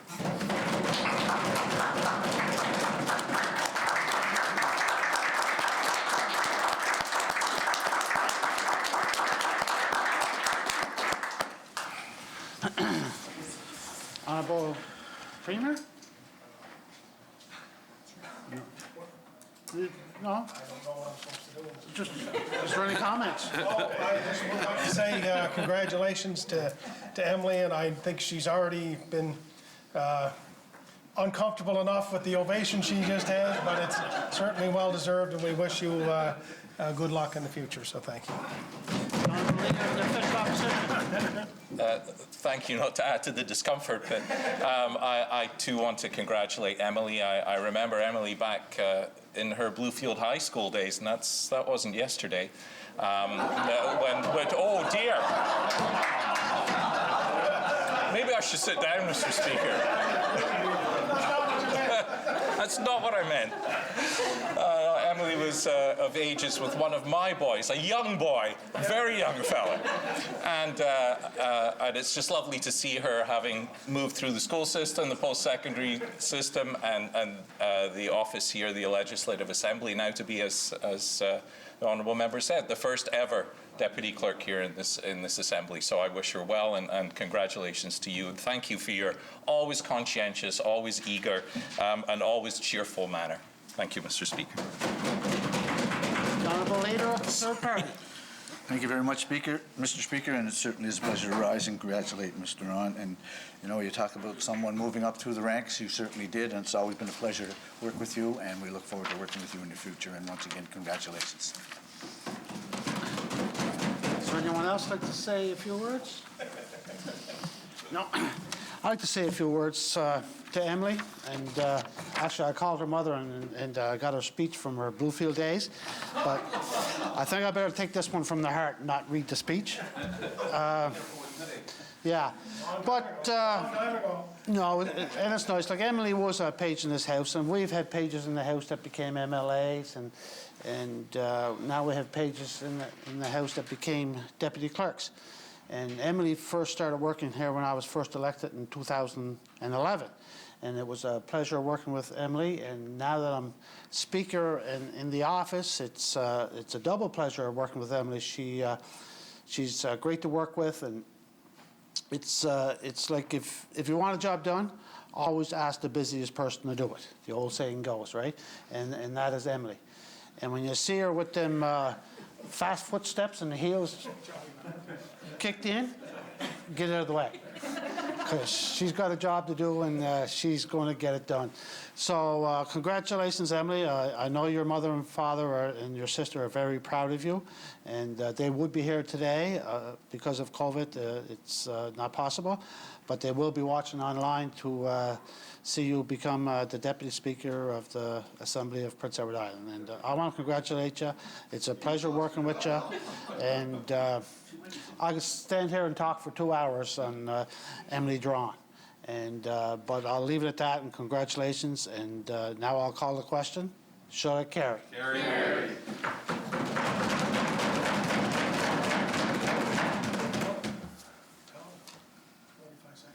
Congratulations, Deputy Speaker. How long was it? Introduction of government bills. Government motions. The Honourable Minister of Finance, Deputy Premier. Thank you, Mr. Speaker. I move seconded by the Honourable Premier that the first order of the day be now read. Shall it carry? Order number 1, adjourn debate on the draft address. That debate was adjourned by the Honourable Member from O'Leary Inverness. The Honourable Member from O'Leary Inverness and the third party whip. Thank you, Mr. Speaker, and I will ask our newly appointed Deputy Clerk to find me the podium. Once again, don't always need it, but sometimes, as you know, I tend to go a little bit long, so it steadies me here, so my legs might get a little weak, so just to help prepare everybody. I don't mind it. I don't mind it. Well, I thought about that, but I'm halfway through, so it's kind of hard to go back over it all. I guess I am starting off, though, on page 17 on enhancing our community. And it does talk a little bit about the Premier's Council for Recovery and Growth, and more than 1,100 ideas have been shared with Islanders. And, I know Islanders, it's great to consult with Islanders, but, it's a time to take those ideas and let's get them going. Let's make them happen. Let's see what these ideas are. Let's debate them to see what we can do to make things happen here in this province, Mr. Speaker, for all our ridings, all 27 ridings across the province. The throne speech talks about a desire to mitigate poverty. And once again, very great, lofty objective and goal. I think we all want to see people do better in our community. We want to see, Islanders that are having their challenges and issues to try to find their path to be contributors to society in the regards to receiving the remuneration that provides them the desires that they might have in sustaining themselves and living in this province, Mr. Speaker. I think as we walk around, we talk a little bit about some of the housing options, and I did want to talk a little bit about housing, and specifically in my riding for O'Leary Inverness, Mr. Speaker. When our government was in office, we made a number of announcements of housing in the riding of O'Leary Inverness. And I think of a couple that worked out really well was the one with community inclusions and providing some intellectual or independent living housing units for people with intellectual disabilities. And what we did is we took the old Lions Club in O'Leary and renovated that, built a piece onto it. Worked out extremely well. It's full. People are in there. It's almost become a staple in our community. And we're really grateful for that. And we also did some housing with an individual, Stuart McDonald. He did some seniors housing through a program that was done to enhance housing projects across the island in Stuart Lane, and that worked out extremely well. And then we made another announcement shortly after that, and that project is now filled. And JC handyman Joey Carragher also did another low rental housing project through the programs that were in at the time to add more housing to Main Street O'Leary. The day those projects were completed, the construction was done, they were filled. That's how fast, these projects work. Now, I thought I'd, as an MLA, take the initiative to go visit one of those developers and say, how about let's start another one? I think you might have some land that's right next to the previous one that you did. Let's start another one.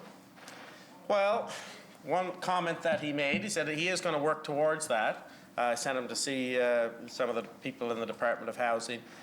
But all of a sudden, these projects have gotten more complex, Mr. Speaker. There's more bureaucracy, more work that has to be done on behalf of the developer, and it seems to be an impediment to them moving their projects along. So I think we need to make sure that we're providing some of the similar programs that were offered back earlier on, a number of years ago, to try to encourage people to do that.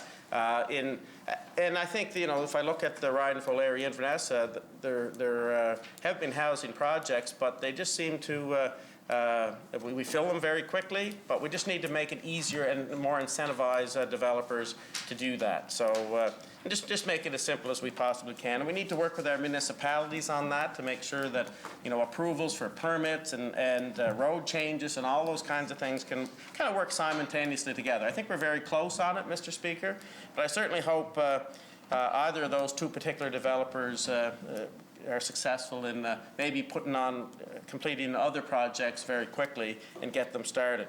And I guess I'd be remiss if I didn't mention some of the other developers in the area. There's Dewar Olton is a developer in my riding, and he doesn't apply for programs for special housing, but he also provides housing in our community still for maybe a little more affluent individuals.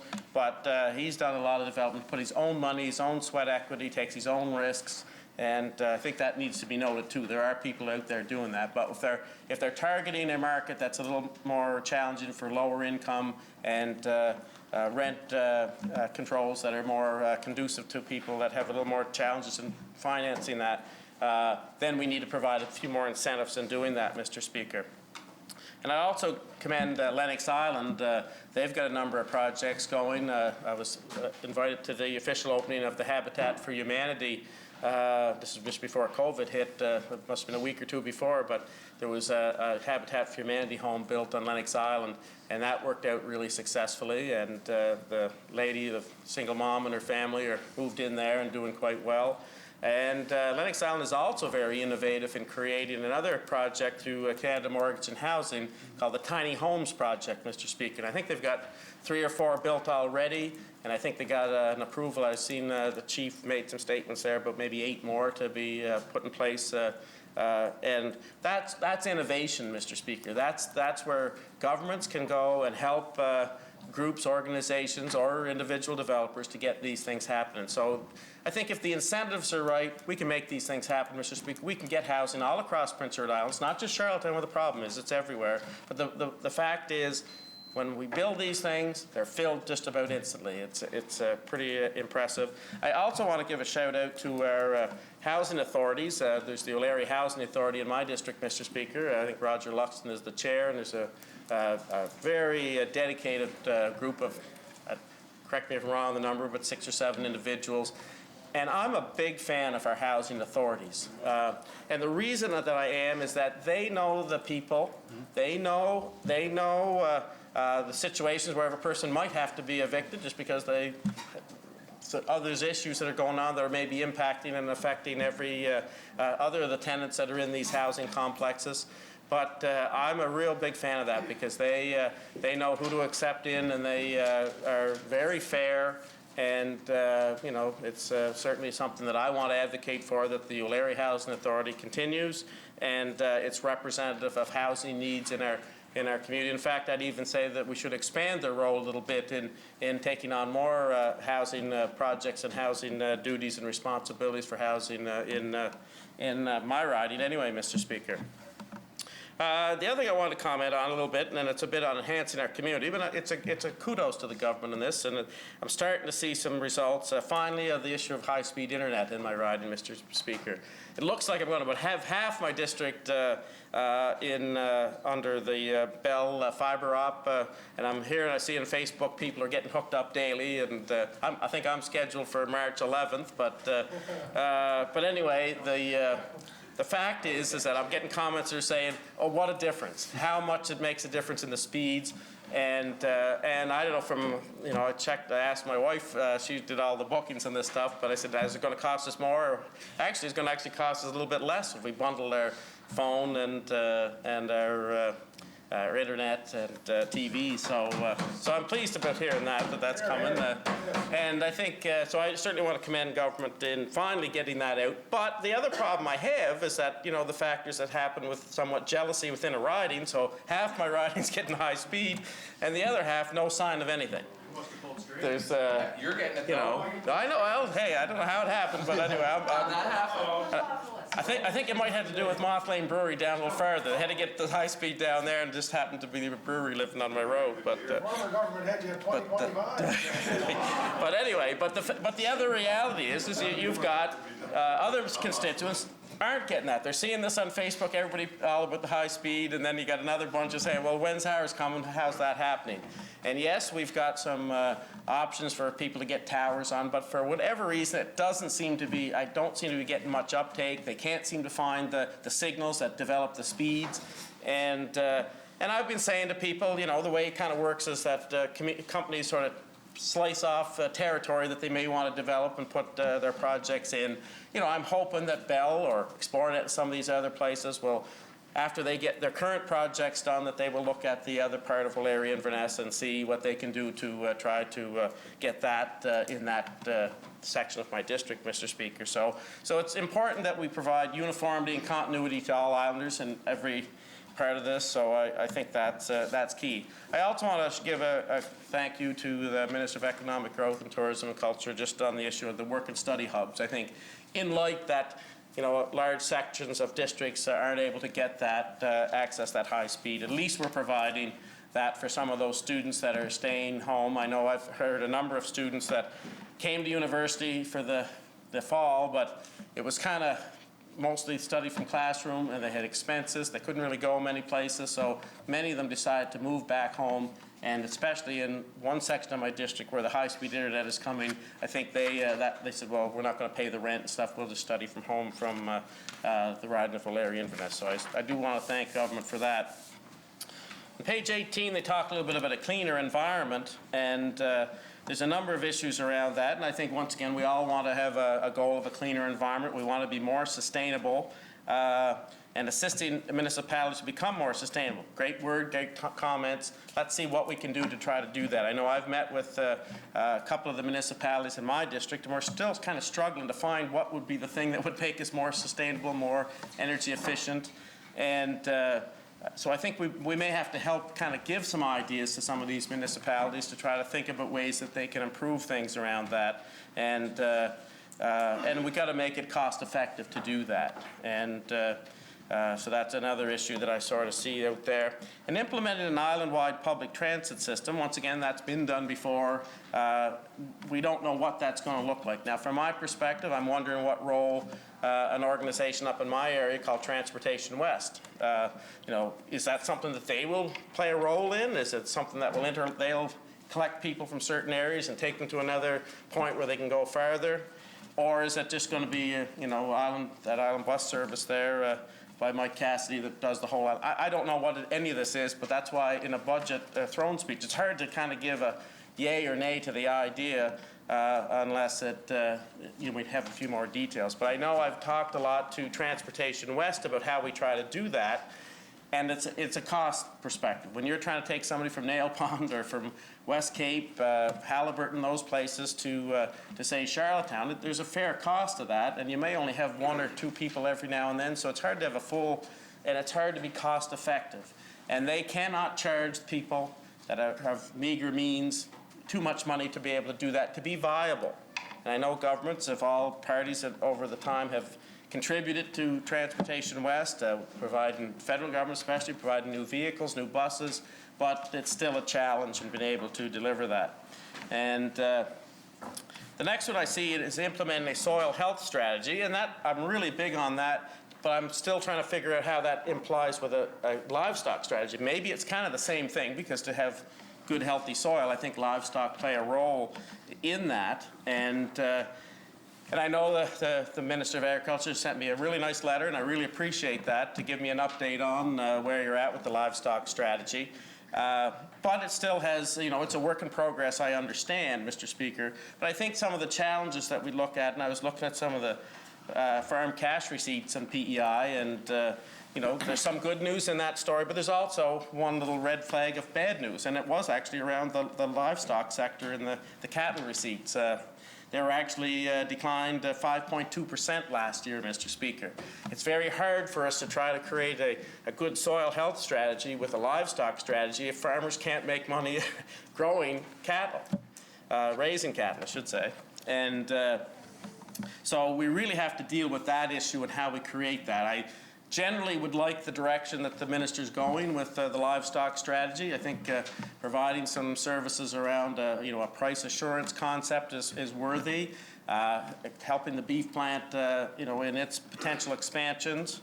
Another little note in that issue too was around that barley receipts also declined, and once again another concern that's telling me that farmers are either diverting away from barley, that it's not a viable option to grow anymore, or it's not just simply, well, it's been rarely profitable at the best of times, but that it's not viable to do. So that's a concern that I would have. And freeing up energy audits for farmers to assist in reducing energy consumption. And, I certainly think that that's a good thing. We've got to look at trying to be as energy efficient as we possibly can. But it is about making sure that we support, the ag sector too. It's not just the ag farmers, but when I get into the agriculture, it could be some of the food processing and businesses. So I'm hopeful that's all part of that. I would go with assumptions that it is. I also, like the goal and objective of a net zero and putting a climate change lens to most things. Very, very positive statement to make. And then it says here, return every dollar collected through a price on carbon back to Islanders. Once again, that is the goal and objective, always has been. It's to try to put tax the things that aren't as energy efficient and productive to make sure that we contribute back to Islanders to incentivize them to spend money on the right things. As we go on to a more resilient economy, a special activation fund has been created for the tourism industry, it says here. And it sounds like that will be announced on March 18th. I'm taken from that. And so I anxiously look forward to that. Once again, it's hard to say I'm going to support that when you don't know a lot of the details. So, but I do think our tourism industry, I can think of the Canadian Potato Museum, the West Point Lighthouse didn't do quite so bad, but the Canadian Potato Museum, it took quite a pounding last summer, Mr. Speaker. I mean, they were running close to 15,000 visitors through that museum a year. I don't know if they got to 1,500 this year, Mr. Speaker. It was quite a hit for them. Now, they are in the midst of an expansion. Hopefully, we're going to make an announcement shortly on that. For the specifics, the construction is underway at the moment. They took the opportunity, because they were having such a slow time, that this would be a chance to reinvigorate the museum, upgrade it, and get it prepared for when things open up. Government talks about a dine-in incentive assisted to local restaurants. Once again, not a lot of details on that, but in general, I have a number of restaurants. I mentioned here Moth Lane Brewery. They've now expanded into food in-dining services there, Mr. Speaker, and a very creative menu. And, I had a chance to talk to the owner. I guess I dropped down a few times. This is my next door neighbor pretty well. But the reality he's saying is that food is a challenge at the best of times, especially where he's maybe located on Mickey Allen Shore Road. But the reality is, he said, he finds that it helps with his brewery sales, both his growler sales and his, and that's where he's got a better profit margin on that than he would have in kegs at restaurants and things of that in other locations. So he's looking at it as not necessarily a loss leader, but if you can kind of hang in there on the food side of things. So we have to make sure that we're taking into account these types of facilities. I think of another organization, Maple House Bakery and Cafe. I was checking with them the other day just how things were going, and they were saying even just that few days that they were shut down, that they couldn't have any in-room dining, it was having an impact on them. And now that organization is taking the monies and profits that it makes from the cafe and puts it back into services that are for intellectually disabled adults, which also helps the Department of Social Services and Development, Mr. Speaker. So the more money that they can make, the less challenges it is for that department to provide the supports that they may require for their people that they serve. I think if Vinny's Pizza hasn't had any in-room eating at all, they've switched totally to takeout. Freeland dining, once again, a Vietnamese restaurant. People moved here, and they're trying to make a living, in a little community like Freeland with some gas sales, a corner store, and having a menu that has some Vietnamese food as well as regular food. I've talked to her pretty near every second day, so I have to go in and get gas and eat there from time to time. She says it's tough going in a community like Freeland, really tough going. And they're hopeful it's going to come around. They're patient, but just not seeing the activity out there, not seeing the things that will draw new people in, the odd tourist that drops around, things of that nature. I think at Kenny's Dairy Bar, eat-in facility as well. They're closed at the moment, but they'll be opening up probably sometime mid-March. And once again, usually a pretty busy place, and tourists tend to drop in there. The Canadian Potato Museum, like I say, their sales are way, way down from visitors, which would have a big impact on them. They're just open through the summer. The Catch, West Point, same thing, tough going. And the only other place I mentioned is food service in my district, although it's not dine-in, it's the Dairy Royal. Keep saying they make some of the best ice cream cones and sundaes on the island, Mr. Speaker. And it's just an independent. It's not part of any chain, Dairy Queen, or anything like that. Now, the other thing I wanted to make a few points on was the $1 million fund for the province, a jumpstart for the Charlottetown Airport Authority. And I think on that, until we can know when we're going to allow people to come to Prince Edward Island from outside even the Atlantic bubble, I mean, most people that would be flying in would tend to be a little farther than Atlantic Canada. Until we know when that's going to occur, this number could be far too small. It could be double that. It could be triple that, Mr. Speaker. And, we don't really know when we're going to start to open up to allow people to fly in here. So I find it very hard to support that based on the number until we know when those things are going to be opening up and allow people to come here and not have to isolate for the 14 days. I mean, I know there are some people coming here and they've got to go through that process, but I've got a lot of family members, cousins and things of that have properties here, and it's just too much to come and have to isolate for 14 days, and the time that's done, they got to go back. So it's not. We got to deal with that issue. But I think when that issue gets straightened up, that will be something that we'll open up and support whatever supports we can for Charlottetown Airport Authority. Anyway, I would. It says here too that the government is going to work with their post-secondary institutions to try to provide more support for employment where the jobs are at. I would have assumed that these institutions would be doing that all along. Isn't that their mandate, Holland College, UPEI, to make sure they're training people that will are going to find jobs in the workforce and be productive and that regard. So I think in general terms. Now, the other one I had really raised some red flags a little bit about here was some of the issue around agriculture. And obviously, it's a subject I'm pretty, passionate about. So anyway, it talks about agriculture. There's only really about a couple of paragraphs here on agriculture, a number one industry in this province. It's probably the key economic driver. It states that in the throne speech. And the challenges that this industry is faced with when it comes to trying to comply with the ever-changing rules around climate change, the extra enhancements we want to put on our environment to be more environmentally sustaining. I think every farmer wants to be all of those things. It's just that how much of a burden do they bear and responsibility in dealing with all of these issues that are coming at them very fast. And it's encouraging that the government's saying that it won't turn its back on farmers and work with them, but saying that they're going to expand buffer zones to protect our waterways, that wasn't something that any farmer that I'm aware of said that they were consulted on in this particular issue, Mr. Speaker. I would certainly say that many buffer zones, every piece of land is different, Mr. Speaker, and how much buffer zone is required to do the tasks, depending on what's done upstream. There's a lot of issues around that.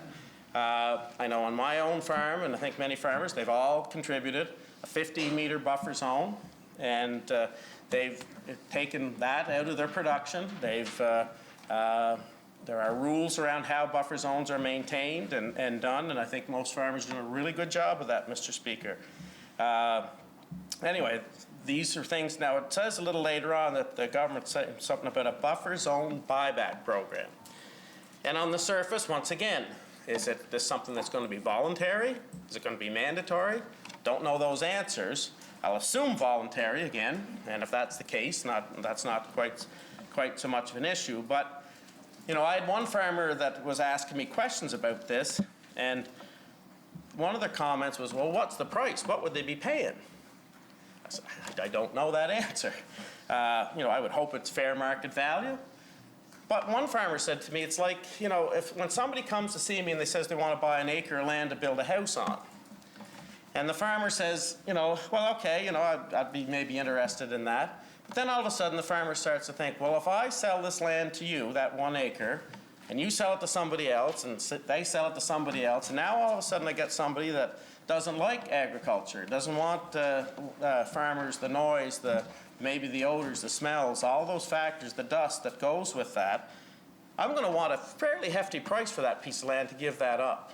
And I think it's really important to think that way. I'm hoping government will think that way, that if farmers are going to sell, it should be voluntary, and it better be pretty good compensation for the pieces of land that they're selling, because you don't know who's going to own that or what the policies are going to be in that in future. And so I know for myself, when I started to think about it in that light, gee, I don't know if I'd sell. Is it 5 more feet around the edge of my land? Don't know if I do that. Now, we do have, and I will say it's a suggestion to the Premier and the Minister on this, we do have what's called the ALICE program. Now, the ALICE program, I think, is a fabulous program, and it has some money that's coming from the federal government.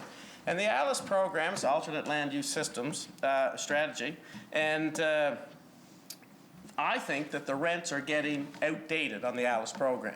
I think it's a great option, so if we want farmers to increase buffer zones, to take environmentally sensitive land out of production beyond what the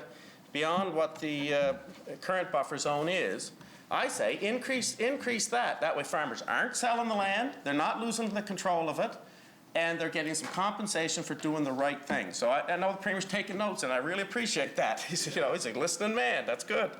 But that would be my suggestion in where I'd head in this, you know. Yeah, well, the other one was a good Premier. He listened, it just was a little cheap. That was the problem. But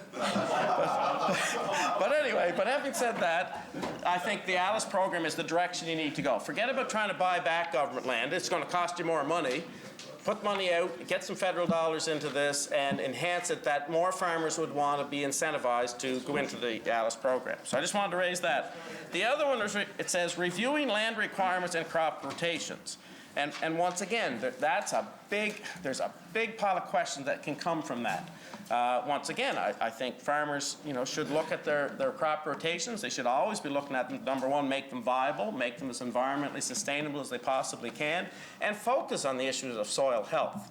I think sometimes we get caught up a little bit on organic matter. That is a component of soil health. It's not the only component of soil health. And that's where I think a livestock strategy plays a big role in trying to incorporate more the manures and livestock manures into our soil, which enhances the microbiology of our soil structure and improves health of soil all around. And healthier soil retains moisture better. It also resists the erosion, all the factors that go with that. So I want to thank a lot of the farmers that are out there that are doing a lot of great work in crop rotation, cover crops, all of those things. We just need to incentivize more of them to do more of that. And I think if we can do something around the livestock sector to improve pricing and things of that nature, for them to make that viable, I think would really head Prince Edward Island in a really good spot in agriculture in this province. So I also get into a couple of other notes. They're talking about government is going to propose a few amendments to some acts. I certainly look at a couple here to amend the Planning Act. I have the opportunity to talk to the planners up in the riding of Valeria-Inverness that are working at the Access Centre. They are busy, really busy. And in fact, I'd really encourage Minister of Agriculture and Land, I think, and Justice and Public Safety is what they fall under, but to see what we can do to speed up the process for building permits and some of those things. I never seen the fellow said to me, he said, it's never been this busy this time of year. Now, I'm not sure whether it's people that are trying to get ahead of the building code or things of that nature. And the other thing I would suggest to the minister is that they already have staff. There's usually 2 people there. Just in the wintertime, they go down to 1. So if we can alleviate that a bit, maybe get that person back a little quicker, get some building permits approved faster, and subdivision permits, and the list goes on, I think you would. It's only good for the province, and it's only good for customer service, and that. And another one is an act to amend the Liquor Control Act. I certainly commend the Minister of Finance and Deputy Premier that these are rules that we have gotten a little bit outdated in that. And I know when I was the minister, I think the whole act probably should be changed. And we're kind of keep picking away at it, and I think that's a good thing. So I certainly can say that seems to be heading in the right direction. So, in conclusion, Mr. Speaker, as we're starting to kind of wrap things up a little bit here, I would say that the plan, although it's wordy, I've kind of said that just because you say it doesn't make it so. I've said that statement a few times. Let's hope that we're heading in that direction. That's what my role is, to provide the criticism, provide the encouragement to government, Mr. Speaker, to go out and do the right things for Islanders. I mean, I'm in opposition here. I've been on all roles here in this legislature, and I take my role as seriously as I can, and I try to represent my district as best I can, and I try to highlight when the opportunities exist, either the challenges that my district faces or the good stories that are going on in my district, Mr. Speaker. So I will say that this plan is maybe far from ambitious, but there's lots of nice buzzwords. I love the words sustainability, inclusivity, innovation, but just because we say the words doesn't always make it so. And, I get it's been a difficult time governing in a pandemic, but I also said, I've teased the Premier and other members over there, sometimes these things are like a gift to government. It gives you get a few more resources that coming from the federal government, more than what we've ever seen before in the province. We have the challenges, I get that, but we also can use it as the great excuse. It's just, well, it's because of the pandemic. We can't do that. We've seen members in the legislature answering questions. Well, I can't give you that answer because it's the pandemic. So it cuts both ways. I get that. But it also has allowed the government to have unheard of investments in the federal government for highways that have come to this province. I'm not against those spendings as such.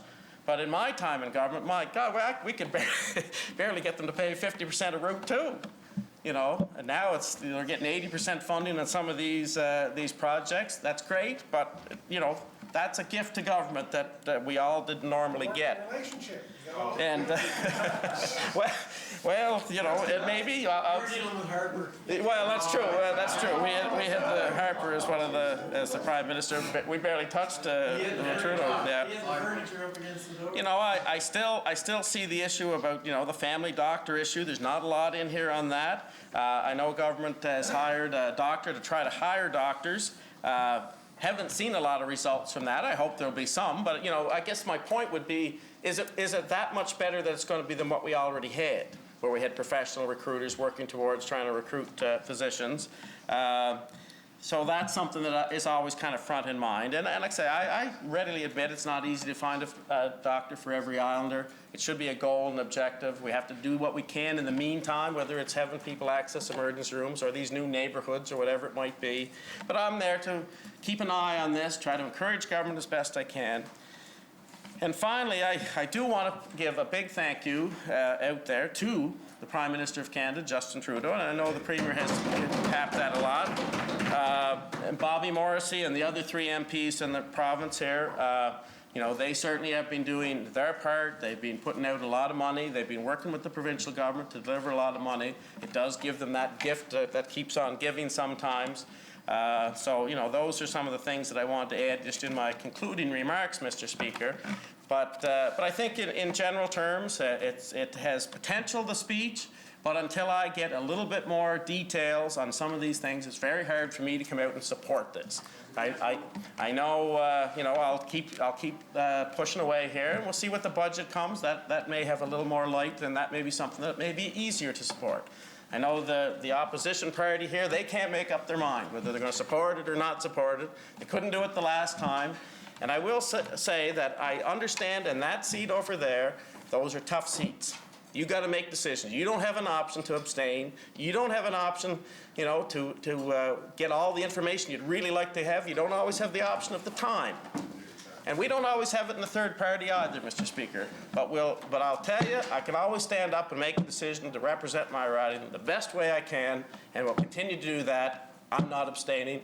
I'll be voting, in this case, against, unless there's more information that'll come forward, you know. So, anyway, with that, Mr. Speaker, I am going to conclude my remarks, and thank you very much for the opportunity to promote my district. Thank you. What a horrible ending to a great story.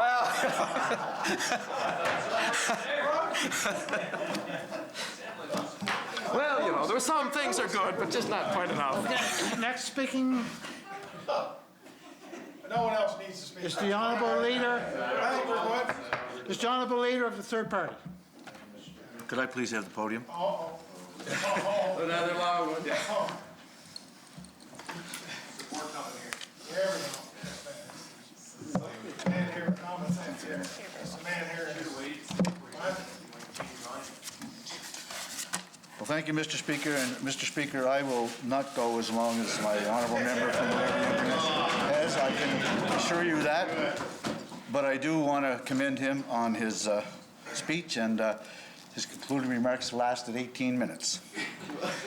You know, I certainly will give my honourable member and colleague the astute status as Dean of the Legislature. Him and I have been the two longest serving members here, but although I was sworn in about 5 minutes before him, I have the luxury to be the interim leader of the Liberal Party, and I think he's well deserved to be called the Dean of the Legislature. So with that, I'd like to give him a round of applause.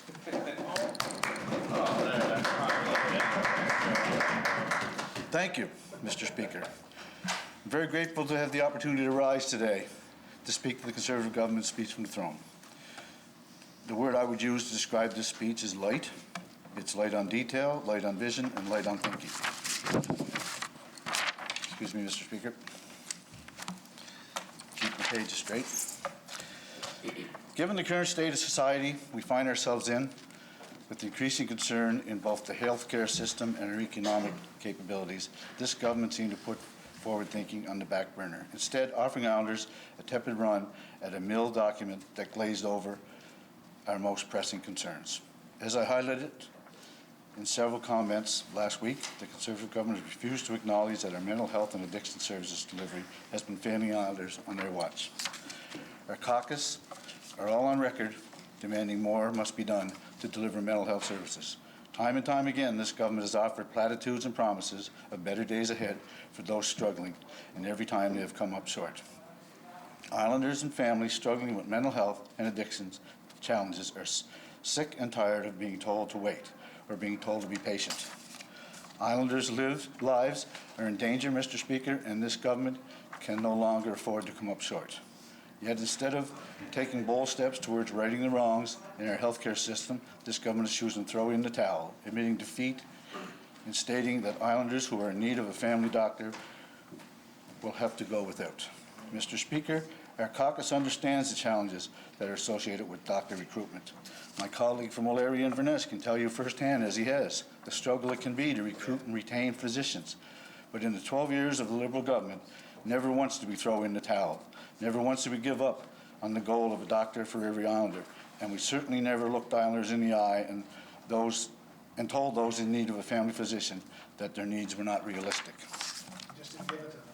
Perhaps I am old-fashioned, Mr. Speaker, but I believe that it is the duty of a government to exhaust every option in order to deliver the necessary services to its citizens and constituents. Over the last 2 days, I've heard a number of constituents from District 24 reaching out, expressing their concern over the fact that their wait for a family doctor may now amount to nothing. In this type of a message, we as a province, do we really want our citizens to hear that? Mr. Speaker, Island deserve better, and Islanders deserve equal access to our primary health services. To put it plainly, it's unfortunate that this Conservative government doesn't feel the same way. Mr. Speaker, healthcare delivery is not the only area of the speech that left me scratching my head. We are heading into what can only be described as a summer season fraught with uncertainty, confusion, and fear. Mr. Speaker, our local businesses, especially those in the tourism and hospitality industry, are on the ropes. No one knows what might be waiting for us around the corner, and it is government's job to do everything possible to temper those fears and backstop industries and businesses that need a hand. Now, it's great to hear that there'll be an announcement March 28th, and I thank the Minister for that, and we look forward to hearing what that's all about. While I, along with everyone in the chamber here, hopefully at the very least, a return to the Atlantic bubble ahead of the tourism season, nothing can be for certain. As has become standard practice with the Conservative government, that the important details as to how it moves to support our island operators through these uncertain times. But one thing is for certain now is that the time for more fly-by-night policy making, as we have seen from this government in the past. Mr. Speaker, when people think of innovative business leaders around the world, we tend to think about Bill Gates, Arlene Dickinson, just to name a couple. On the local level, we have more innovators and hard-working entrepreneurs I could list. Mr. Speaker, our island businesses and our island workers are innovative and world-class, and they deserve concrete support from government, not simply more of the same. It's our job every day to go to work for the people we represent, and I help them in any way we can, no matter how big or how small. I was first elected in 2007, Mr. Speaker, and I'm very proud of the many things the community has been able to accomplish. We have seen a new arena built, and it was named after my mentor and long-term friend, J. Leonce Bernard Arena. We were successful in obtaining some long-term care beds, but we ran into a snitch where we ran into problems with the healthcare workers and then with the fire at Le Chanou. We have renovations to many of our community halls in our areas, new equipment to fire departments. We had an addition put on to the Musqueam Consolidated School, and I thank this government for their announcement on a new school in Evangeline. As members of the Legislative Assembly, we are elected to represent all members of our district, whether they supported you or not. In fact, since the last election, I've also been assisting people living in neighborhood districts in Summerside and Tyne Valley. I would like to share a short story of an individual I recently assisted with a concern. This person needed some assistance and reached out to me to see if I could help. I did my best to address the issue she raised with me. And when I got back to that person, they were very grateful for my attempts to assist. This led to a conversation where the person revealed they did not vote for me and that they were surprised at how I went so far to assist them. I explained that in an election, you can't expect to receive the support of all constituents, but when you are elected, you are there and you should be prepared to represent all the constituents. I attribute this to my success and my honourable member from O'Leary-Inverness for being here for 14 years. You know, when you get elected, you have to be available, you have to get back to people, and you know, some people just unfortunately can't navigate the system, and I know sometimes how hard it is when it says, stay on the line, they give you a long message, press 1. Then you got to press 2, then you got to press 3. And sometimes it takes 5 minutes, but that's the way the world is today. But not everybody can do that. They have hearing issues or they just don't catch it. So, I mean, we need to be there for everybody. Even if we can't always address the concerns of a constituent, often the engagement and effort is appreciated, regardless if the answer is yes or no when you get back to them. And Mr. Speaker, I don't want to sound like I'm tooting my own horn here, but it's been said to me, since in the 2011 election, I captured 77% of the vote. Some have even referred to this as a record with 4 individuals running. I cannot begin to explain how humble I was at that time for the support of so many constituents. I just want to take this opportunity again, and I know it's many years later, but I enjoy and I'm very honored and proud to represent the people of Evangeline Musqueam every day. We have accomplished many great things together, regardless of partisan leaning, and I look forward to continuing representing each and every one of you in the legislature. Mr. Speaker, It's not just businesses, tourism operators, or people of District 24 who are in need of help, which is why I was disappointed upon reviewing the speech from the throne that there was no mention about reducing or eliminating child poverty here in the province. Mr. Speaker, 20% of our island children live in poverty. This means that 20% of our youngest, most vulnerable citizens are going to bed hungry or are living without their basic needs being met and not being given an equal start here in our own province. With all of this, I was hoping that government would at least acknowledge that more must be done in order to ensure our children, Mr. Speaker, are at the very least having their best basic needs met. However, you will find absolutely no mention of child poverty in the speech, not a word. This is a travesty, Mr. Speaker. Our children deserve more, our families deserve more, and we as a privileged group of islanders in here should be very disturbed at this government's apparent lack of regard for the future well-being of our most vulnerable people. Mr. Speaker, a very wise person said to me in 2008, if you are upset about something, give it 24 hours to cool off. If you're still upset, then you'll say it differently. Well, thanks to Minister Henderson, I got 48 hours to cool off. And you're going to find this is going to be out of my norm because I don't normally do this kind of thing, but my voice will shake, and I hope I get it out. In the end, Mr. Speaker, we as politicians should use the legislature to set an example. Many in this chamber who know me know I place very high standards on integrity. I try my best every day. To do that, I think it is right, no matter the cost politically. Over the years, I've tried very hard to be fair, to be a good listener, and to act on what I've heard. And I've been very careful to avoid using insults and partisan attacks, because I believe the role of an MLA is to represent people and resist the temptation to engage in baseless political games. For that reason, I was very concerned when the Leader of the Opposition called me small-minded and questioned my integrity. To my mind, these accusations reflect a trend of some of the members of the Green Party, especially the Leader. Under the guise of a soft-spoken leader, the Leader of the Green Party is often entirely loose with his insults and accusations. And it seems to be becoming a habit. And if you remember, the Leader of the official opposition was put out of this House by you. And he left, or he didn't vote one time. Like, you know, you want to talk about respect and about this House. That's what we're here for. And we're here to follow the rules, and we're here to respect each other. If we have an issue with the government or the third party or the opposition, it's the party. It shouldn't be the individual. Now, he claims to be nonpartisan. That is only the case if he can force everyone else to follow his line of thinking. And we'll give you an example of our sitting. I mean, I'll read a short little clips, and I'll table this tomorrow under the table of documents. But we had a call, and my caucus decided not to sit. When we came in here Tuesday, anybody else in this House could have made a motion to adjourn, including the Leader of the Green Party or anybody in this caucus. That did not happen.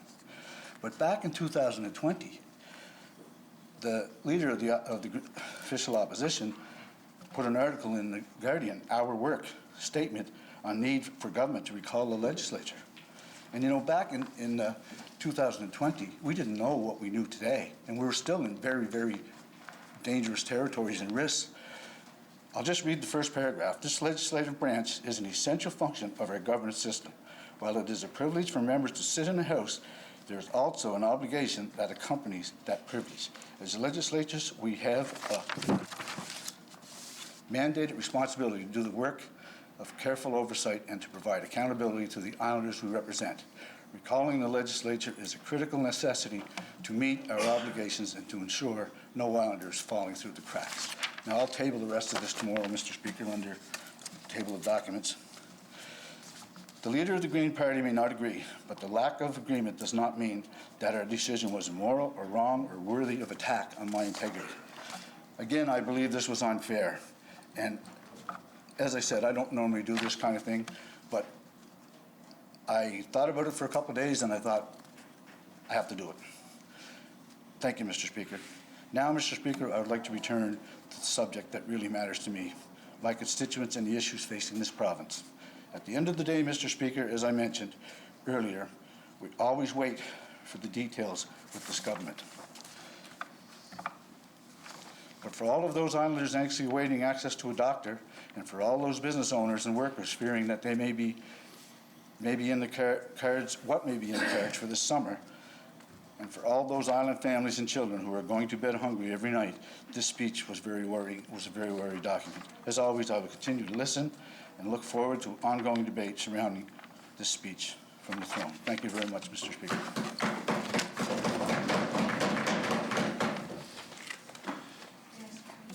The Honourable Member from Charlottetown, Belvedere. Thank you, Mr. Speaker. I really appreciate the opportunity to be able to speak in response to the tabled speech from the throne. And like my Liberal colleagues, I am actually going to respond to the speech from the throne. And I have not only comments on that, but also, given that the speech is a vision or plan, what I'd like to do is actually introduce some immediate actions that I would hope to see that the government take, particularly in response to some of those topics and challenges that have been a big point of discussion in the last few days. I'm really encouraged to hear my Liberal colleagues speak so much about poverty, given that over the past couple of years we've had to spend quite a lot of time explaining what poverty actually meant. It's really encouraging to see them now embrace that, and I really look forward to seeing that perhaps that will be reflected in support for the Poverty Elimination Strategy Act that we'll be bringing forward later in this sitting. And poverty is obviously a very broad topic. It is somewhat disappointing, Mr. Speaker, that we don't see more emphasis on poverty in the speech from the throne, but it is encouraging that yet again we see a very clear commitment by the use of the word elimination. Elimination of poverty is a very different activity than reducing, and what elimination does is it means that we are committing to saying that nobody will be left behind. And I think, Mr. Speaker, that's one of the kind of primary things that I need to be able to speak about here in this House, and in response to the speech from the throne is around poverty, around housing, and equity. These are areas that are thin in the speech, but large in the portfolio. They're large in our community. They're large right now in terms of the topics and things we've been talking about. And they're large because they impact so many islanders. Mr. Speaker, if I had the opportunity to be able to inform the budget and the operational activities that would arise out of that, I would recommend to this government some really concrete, solid, and tangible actions that they could take immediately. Not with another plan or another strategy, but in the next 3 months, the next 6 months, the next 12 months. The Honourable Member across the space, when speaking about what he's learned in the last few days as Minister of Social Development and Housing, has spoken about how important it is that we listen to stakeholders and that we work collaboratively. And I would appreciate I appreciate that he's here in the House. I appreciate that he's here with open ears to potentially hear some ideas or thoughts that are worth following up on. Because these don't come just from me, Mr. Speaker. I'm not here to talk about what I want. I'm here to talk about what I champion on behalf of islanders and those islanders in need. Mr. Speaker, to eliminate systemic poverty, as per the throne speech and that upcoming legislation, there are tangible actions that this government can take. They begin by recognizing that the value of an individual is not measured by how they contribute to the economy, but what value they have in society. That every person has value and deserves to be treated with dignity and respect. And it's something we say, but we actually have to think about what that means. We have to ensure that we bring a human rights-based approach to how we engage with everyone in our community. And we have to ensure that we are using evidence, that we are making evidence-based decisions with data, consultation, and who and how we talk. What would this look like in terms of actions? Looking at those who are most vulnerable, those who are on social assistance in our communities, we would need to immediately increase the benefits that those on social assistance receive to the poverty line. Because 50% of people, I'll have to get my numbers right, but up to 50% of the people on social assistance are only receiving 50% of the money that they would need to be at the poverty line. They are living on $10,000 or less a year, and that's the money that we provide to them because they are unable to take care of themselves. It's not acceptable, Mr. Speaker, that we think that it's okay as government policy to only provide 50% of poverty, a poverty line. So we're talking about needing to increase that benefit to the poverty line. We need to index social assistance rates to changes in the poverty line. We need to increase the rental allowance that is paid to those on assistance to accurately reflect the market cost of housing in our province, which may mean combining social assistance rental allowances and rental vouchers. We need to reform the application, eligibility, and case management process and policies, some of which still date back to 2007. We need to enable secure online reporting, payments, and case notes. Our Auditor General has consistently highlighted how difficult it is to manage social assistance case files when they are literally kept on bits of paper, Post-it notes, and when case officers change on sometimes a monthly basis, there is no continuity of care, which means there is no continuity of service. We need to integrate support for addictions and mental health into the supports we provide for people who are on social assistance. We need to recognize that social assistance policies also inform how we support people who are on our new accessibility program for people who are disabled. So the same policies that decide that people will only get 50% of the money they actually need to survive on is actually the baseline we also use for people who are fundamentally unable to enter the workforce in any meaningful way, or cannot do so because they are not physically or mentally able to do so through their disability. But we also need to recognize that being disabled does not mean that you cannot or don't want to work. It just means that we need to provide different adaptations and supports.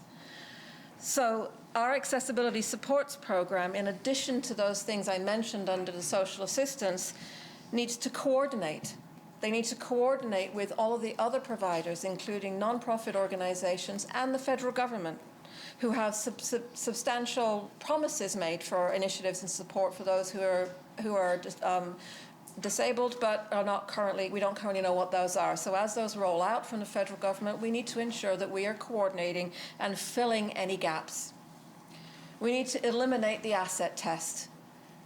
The fact that you own your own home should not prevent you from being able to access other services and supports to be able to be, again, a valued member of society.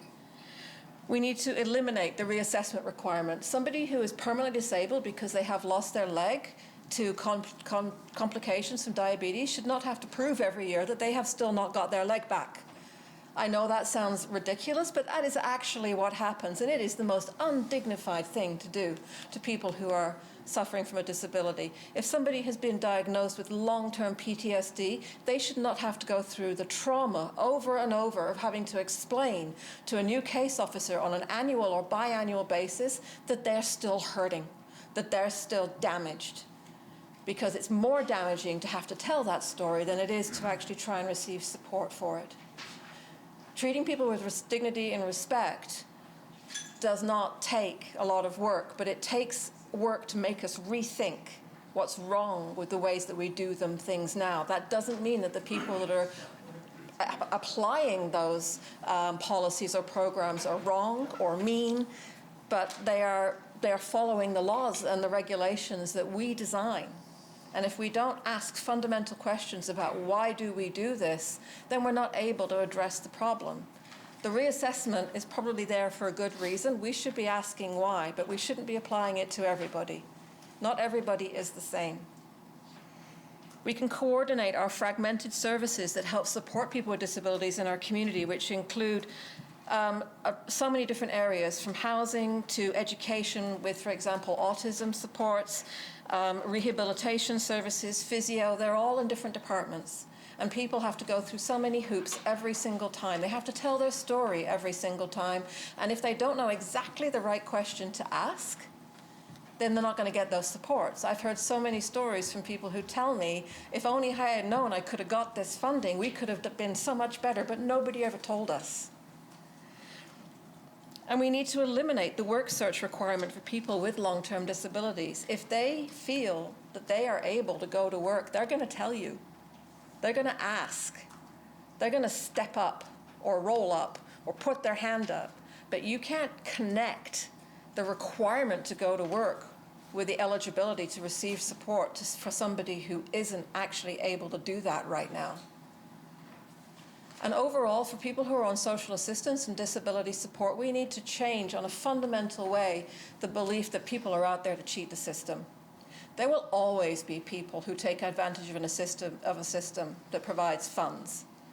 But if we start from a position that everybody is a liar and a cheat, then we are doing them a disservice, and we are punishing all of those other people who are genuinely in need for the bad actions of a few bad apples. We need to think about what happens when we develop policies that allow us that encourage us to say no instead of yes for people who genuinely need our support.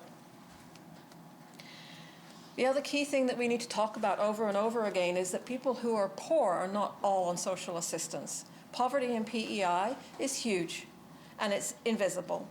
And it's the people, you've heard me say this honestly in this house, you can probably all say it with me, it's the ordinary person on the street, it's 1 in 5 islanders. It's children, it's families, it's working people, it's seniors, it's everybody. And being on low income does not mean that you cannot work. In fact, most of the people who are working age, who are poor, are working. They're working 2 jobs or 3 jobs. They're in precarious employment. But they are doing their best, and they're trying to make ends meet. So when we design and develop programs for poverty elimination, we need to recognize and understand who it is we're talking about and why they are poor. 10,000 seniors in PEI live in poverty because the only income they have is OAS and GIS. And when you have OAS and GIS, usually that means that you are a woman who didn't have a pension or any other income to fall back on. The majority of our poor seniors are women. And their average income is under $12,000 a year. And I don't know about you, but I can't imagine how you can live in any kind of dignity on $12,000 a year. Mr. Speaker, I know that because I am passionate about this and that I live and breathe this, that I can be very intense when I talk about this. I understand that, but I think it's really important that we know the numbers and we know what we're talking about, and that we are able to say with confidence, this is a problem, even though it makes us uncomfortable. It is really uncomfortable for us to talk about being this remarkable place where we live, that is beautiful and prosperous and wealthy. We are wealthy. We are wealthy in our land and our soil and our water, in food production, in agriculture, in the opportunities that we have, in our education system, in our healthcare system, even though it doesn't work the way it should right now, and as we experience it, we don't love it. But you look somewhere else in the world and we can come back and say, I'm grateful I live here. I am blessed to live here. When my family moved here in 1978, we moved from inner London in the UK here. As you know, and I've told you in the House before, we left a really difficult family situation, and we moved halfway around the world and came to PEI. And my earliest memories of coming to PEI were, we landed in New York in JFK, and we drove from JFK up the coast at the end of a very, very hot May to PEI, and I saw PEI for the first time from the ferry at sunset. So my earliest memory, and my first memory of PEI, is the Red Cliffs at sunset from the car ferry on May 31st, 1978. And the difference for somebody who had grown up in London, gone to public school and been sort of an ordinary kid in an ordinary community, coming here is impossible to describe. I hadn't seen so many things that everybody else takes for granted living here. But one of the things that I tell people over and over again when they ask me about what it's like to choose to get to live in PEI and to live and grow up in PEI is that you cannot imagine what a blessing it is to be somewhere where you are so safe. But Mr. Speaker, this isn't the experience for every islander. It never has been the experience for every islander. And we can't be nostalgic or blinded or narrow space, narrow vision about what reality actually looks like for our friends and our neighbours. For low-income islanders, really something that would make a huge difference would be to provide extended basic health benefits. So access to dental care, which we've asked for and hopefully we'll see soon coming from the Department of Health for anybody who is on low income.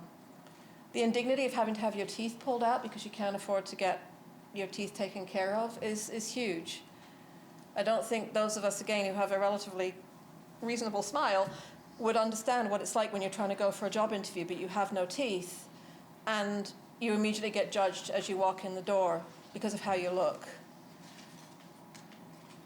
Being able to get glasses when you need them so that you actually don't miss what's going on in the classroom, but you're too afraid to tell your mum and dad that you can't see the board anymore because you know how much glasses cost and you can't afford them.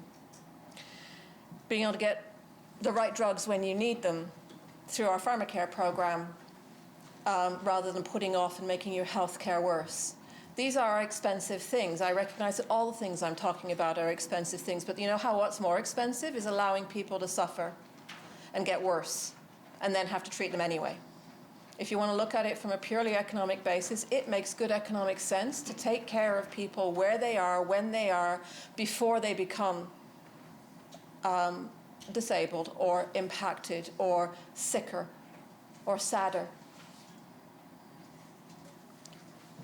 We can expand the eligibility for caregiver supports to recognize that more and more islanders are sandwich generationed. They're taking care of their kids and they're taking the care of their elderly parents or friends or relatives.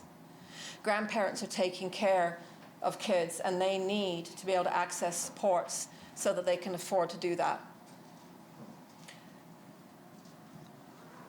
We need to make sure that when we bring out programs for low-income islanders, that we're using the same set of references as what does low-income mean. So as we design and deliver those programs, everybody who's eligible can get them. It's not a matter of, oh, I can do that one, but not the other one because the numbers don't match. These are straightforward things that with political will and intent, we can do. None of these things are things that we have to wait 5 years for. We need to spread them out so that we can afford them. But we also have to make a decision about when can we not afford to do these things. In our community, we need to support the NGOs that we keep asking to step up and fill the gaps. You know, you've heard me talk about this again before, and I unfortunately am disappointed again that we have not really honored that commitment that this government made to provide multi-year operational funding. It's a little bit patchwork, and there's seems to be some reluctance in trusting the NGOs with the money. And honestly, I am, again, disappointed that we are so quick to partner, to download, to connect, to expect our incredibly important, hardworking NGOs to keep on stepping up and fill these gaps, and we will not trust them with some money to do it. It is such a more cost-effective way to deliver those programs and services across our community by the people who know who those people are that need in the places where they need it, than to study it and think about it and keep holding on. If you nickel and dime those NGOs to death, they will die. And then where will we be? We need to increase funding for work assistance programs like Career Bridges, which absolutely treats people with dignity and respect, and provide free transit passes for seniors and students, particularly as you begin to roll out public transit systems into our communities. You want people on those buses, using those buses, and the people that have the least amount of money to spend on that transit service that need it the most, start with something straightforward to encourage that ridership and prove that it's a success and help connect our communities from the get-go. And I have already spoken to the Premier about this and saw it reflected in a throne speech, and I would like to thank you, Mr. Premier, for recognizing that the school food program supports have to be there when kids aren't in school. It was phenomenal to see how fast the school board responded by rolling out those food program supports even just this week during the 72-hour lockdown. So thank you so much for that. As an aspect of interventions for poverty, addressing food insecurity by ensuring that kids have one good meal a day is one of the #1 things we can do. We know there's 20,000 children in PEI that are in some form of food insecurity. This school food program is a fundamental piece of how we address child food poverty, food insecurity, but insecurity will immediately return when we go to summer break. So by expanding some kind of child food support programs, again, probably through our community partners, we can ensure that families are not worried about what they're going to do when school ends and their kids stop getting those meals. Boys and Girls Club in my district already have an incredible backpack program where they literally pack backpacks, gosh, that's hard to say, with healthy food for a weekend for kids in families where they know that those families don't have the food to feed their kids. It's a completely community-led program, completely done with donations. We got to see those backpacks and talk to the staff when we were there during our district tour. That can be, you've got something that works already.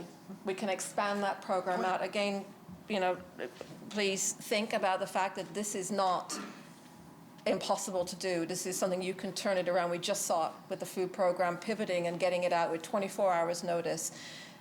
These are all interventions that we can and must do if we want to begin to lay the foundation for how do we bring poverty and the trials for those who live in poverty and PEI down. Mr. Speaker, I'd be remiss, of course, if I did not speak about housing supports, and I think it's pretty clear where I am on that one. But in terms of what could we do within the next few months, Mr. Speaker, there are no shortage of potential programs. And we have, okay? Yeah, okay. Just checking. We need to use the current market data to inform rental assistance rates and the associated support programs. The gap between sort of what we offer through our assessment of what somebody needs for rental support and what the market actually is, huge. It's not like we don't have that data. In fact, it's released quarterly. We can partner with PEI credit unions to provide other creative financing options in addition to the ones that have already been developed by government in both finance and economic development. Credit unions in particular are more flexible about other lending models. So where a traditional lender will not necessarily sign off on a mortgage for someone who doesn't have a previous asset-based history, a credit union will look at things like your rental history. And so it's, that creative solution working with local partners, you can't get much more local than our credit union, would actually potentially open up some really great new opportunities. Those conversations, if they haven't started already, really need to start. And this is, again, not something I've said before, but I'll keep saying it and eventually it's going to stick. We can implement inclusionary zoning requirements for new developments through the Municipal Planning Act. We can regulate short-term rentals and implement a federally funded buyback program to increase rental stock in critically impacted areas. And then we can invest in maintenance and upgrades for existing PEI housing corporation inventory, particularly seniors housing, which is in some cases 40 years old or older. Mr. Speaker, we also need an ambitious expansion of public housing on PEI. We have often heard language in the House that we cannot compete with the private market. Truthfully, I think it's necessary that we do. The private housing market is profit-driven. Its primary objective is to achieve a return on investment of landlords, and the provision of shelter is incidental. Tenants need homes. Those two things are not mutually exclusive, Mr. Speaker. Landlords are business people, and we understand that, but tenants need homes. There are over 1,000 people on the province's housing services wait list right now. And those are just the ones that have actually registered. In addition, there are 1,000 more households receiving rental supplements so they can afford to stay where they are, which tells us that the current housing pressures, Mr. Speaker, are at least 2,000 units. Okay, that's not going to happen by the market at affordable rates. There is no incentive for the market to meet that need. There is, however, a need and an opportunity for government to do so, and that doesn't mean that government needs to build those buildings, Mr. Speaker. There are so many other creative ways. We've just seen 250 units hit the market in Toronto, downtown, as affordable, done through partnership with the federal government and the Rapid Housing Initiative, and they went up in less than 6 months with a modular housing approach, which was innovative. My colleague would be very happy that they are net zero, they are modular, they're built in Canada, and they are specifically to address the needs, in this case, of homelessness, transitional housing, and supportive housing. So we don't get to say that it can't be done. If we support the creation of a PEI housing cooperative NGO here in the province and give it the associated resources it needs, we can also provide the support to the community that wants to develop other innovative housing solutions like housing co-ops. Housing co-ops are where they're basically a cooperative owns and manages the accommodation. That could be anything from a shared home to a multi-unit apartment building to a multi-family development. There are tons, again, of examples and experience across Canada that we can leverage. We have incredible expertise here in the province. Shout out to Lobie Doughton, who is absolutely one of the experts in co-op housing here, who happens to be here in PEI. But again, there is no shortage of examples of has somebody else done it and what can we learn? And finally, we can leverage federal funds to invest in those mixed-use housing developments with affordable rent geared to income for youth, families, and seniors. Obviously, the initial response is we can't fix the housing problem right away, and I'm not implying that we can. But we can empower and encourage and support those in our community who do want to. And government can be an active partner in that, and should be. Mr. Speaker, equity is the other aspect of the throne speech that I wanted to speak to. In this case, I'm speaking about economic equity. And equity that looks at what reforms we need to do from an economic perspective that will better support islanders, particularly those who are not currently experiencing the island that we all want everybody to have. The place that's safe, the place that's healthy, the place that takes care of them the way that we all want to be taken care of. We've spoken about precarious employment and gig work, and we need to have employment standards that protect employees who are gig workers. This is going to become more and more of a reality in our post-COVID future with the embrace of remote working. And it is a reality already for so many people, not just the young ones, in our society who have to piece together multiple different opportunities to generate what they're going to live on. And they need protection, Mr. Speaker. We have some phenomenal programs through Skills PEI, and I have spoken at length with the Minister of Economic Growth, Tourism and Culture about these, but we really need to bring pressure onto the federal government to allow those programs to include those who are not EI eligible. The labour management development agreements are limit what we can and do with those programs. There is huge opportunity there to be able to broaden the scope and embrace more, especially, Mr. Speaker, for more diverse populations. An example that I'm a program that is close to my heart is Trade Horizons, which encourages women to enter into non-traditional fields in construction and manufacturing. But when they only have a small handful of seats in the program because of the limitations of funding and capacity, it's going to take a really long time to see our numbers shift from the 5% that we currently have of women participating in that industry.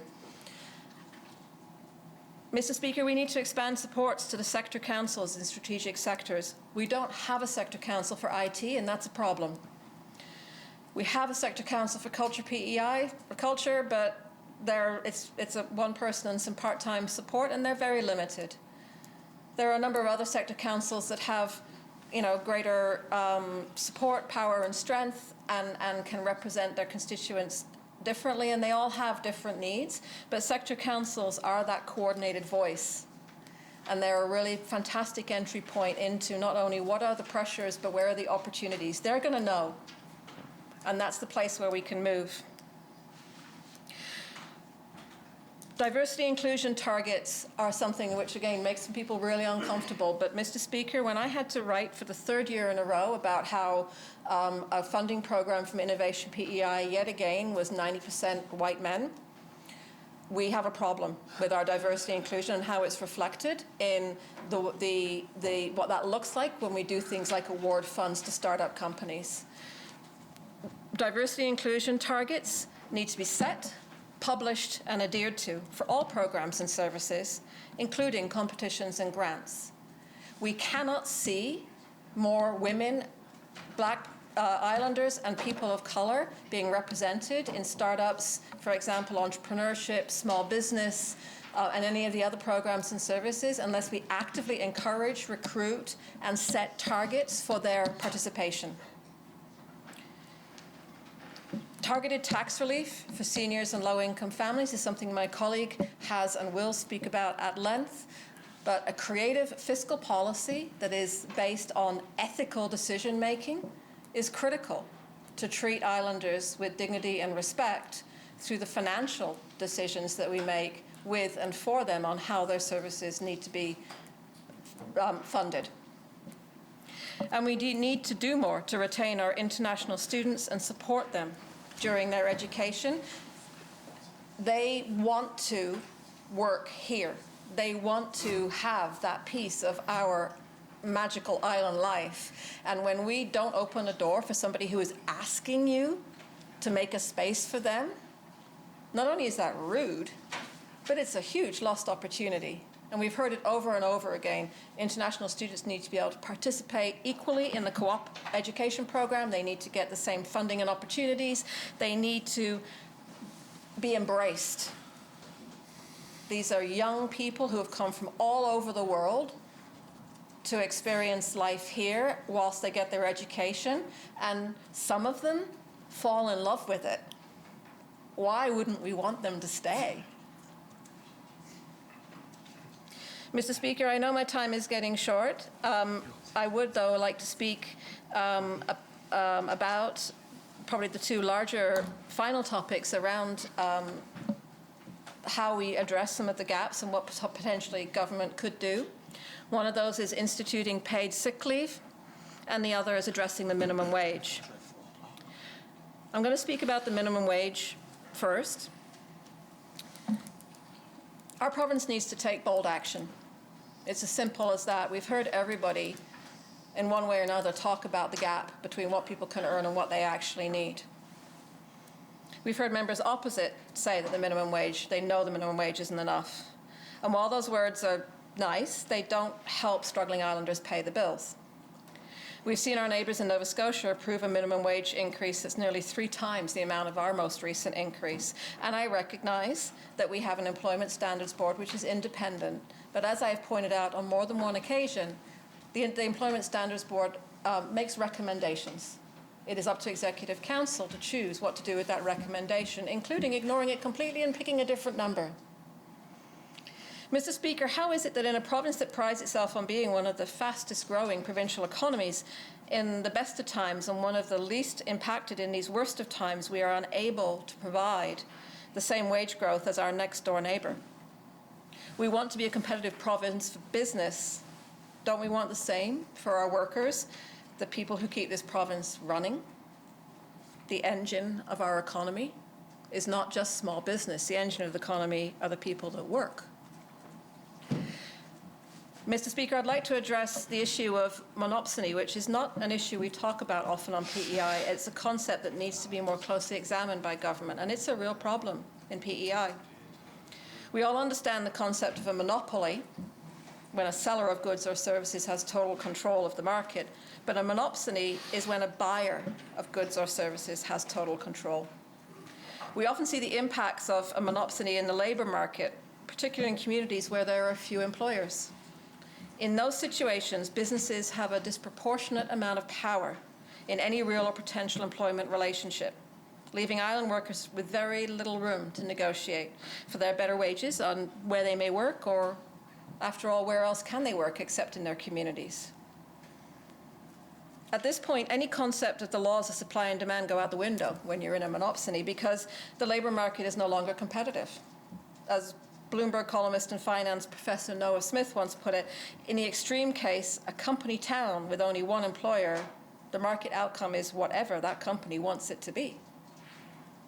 This, of course, will look like greater profits for the company and inadequate wages for workers. Mr. Speaker, there are plenty of people who will refuse to work if the wages are not adequate. And who are we to blame them? What reasonable person would or should accept employment if it will not pay them enough to even meet their basic needs?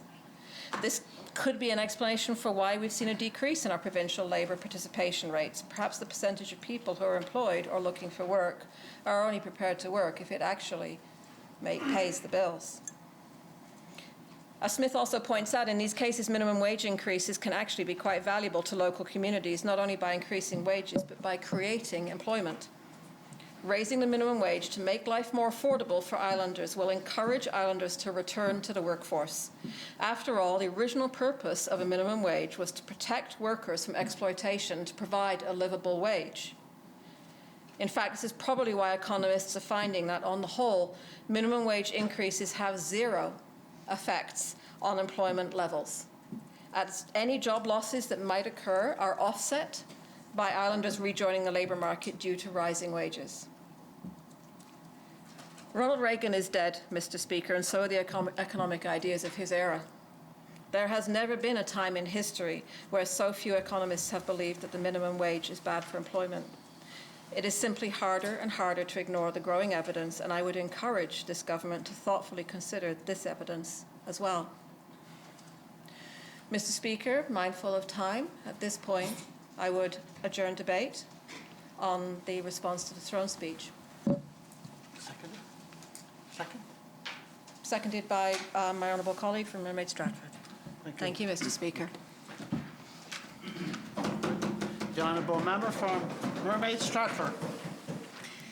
Thank you, Mr. Speaker.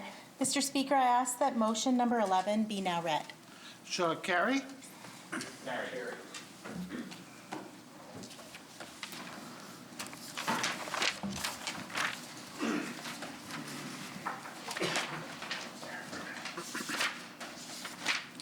Motion number 11.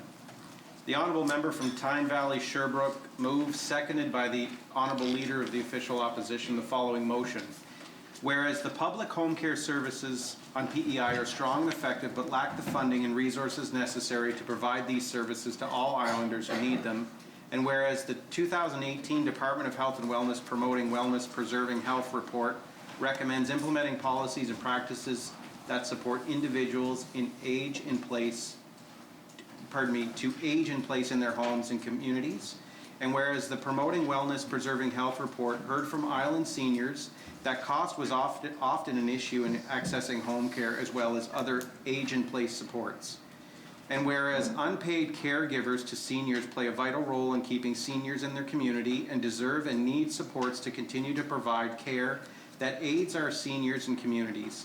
And whereas keeping seniors in their homes and communities is the fiscally responsible approach, and whereas a 2017 report by the Conference Board of Canada stated that PEI was the province facing the greatest challenge when it comes to long-term care demand by 2035, and whereas effective home care like the current COACH program on PEI can reduce the burden on long-term care bed demand and increase the quality of life of our seniors.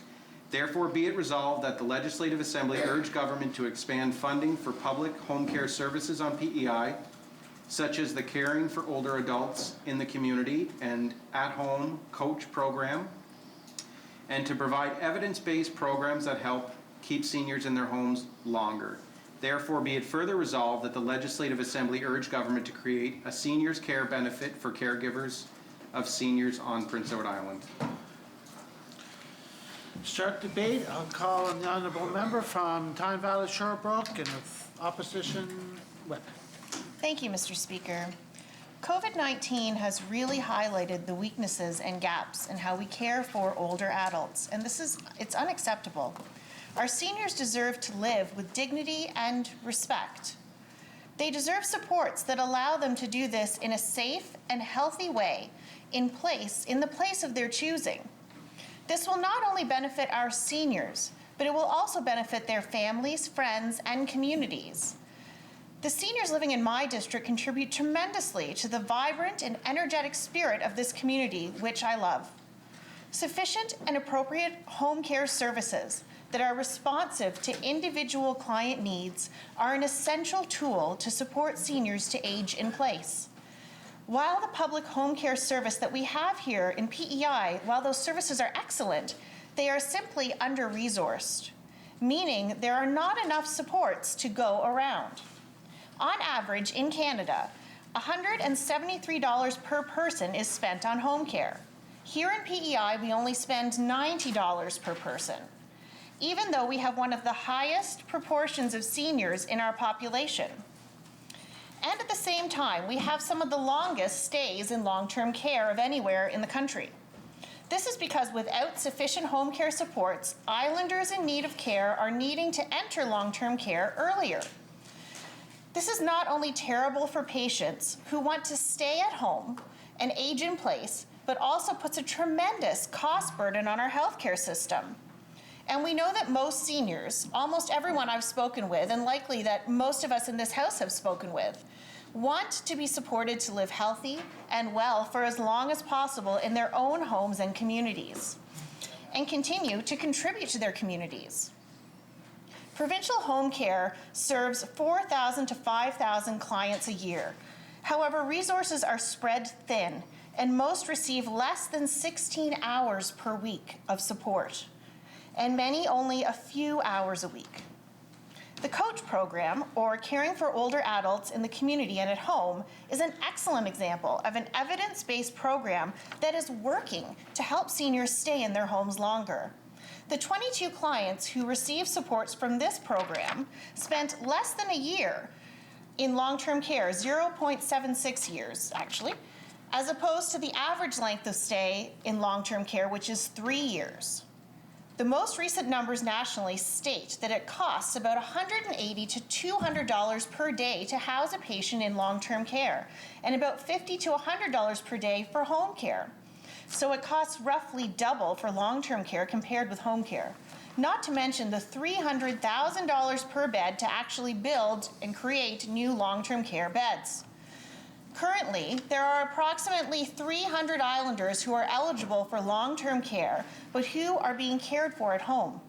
The estimated cost of care per resident in long-term care is more than $75,000 each year. If these 300 islanders were all in long-term care, it would cost our province about $23 million. The estimated cost of care for all of these 300 islanders who are being cared for at home is only $8 million. That is a pretty significant cost savings, not to mention the increased quality of life for those islanders.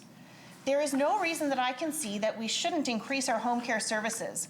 Our seniors win, our healthcare system wins, and our budget wins.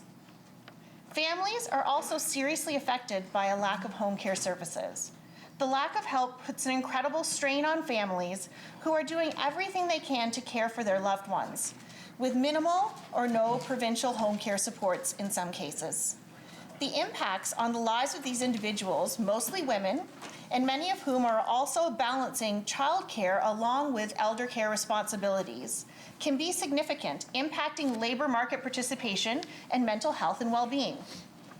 This is why we are also calling on government to create a seniors care benefit for caregivers of seniors on PEI.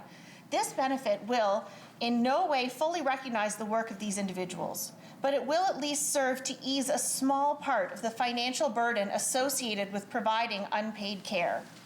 Importantly, keeping seniors in their homes longer will also act to decrease the ALC/crisis placement issues, an aspect of which we recently saw brought to light with the displaced ALC dementia patients being housed in Unit 9.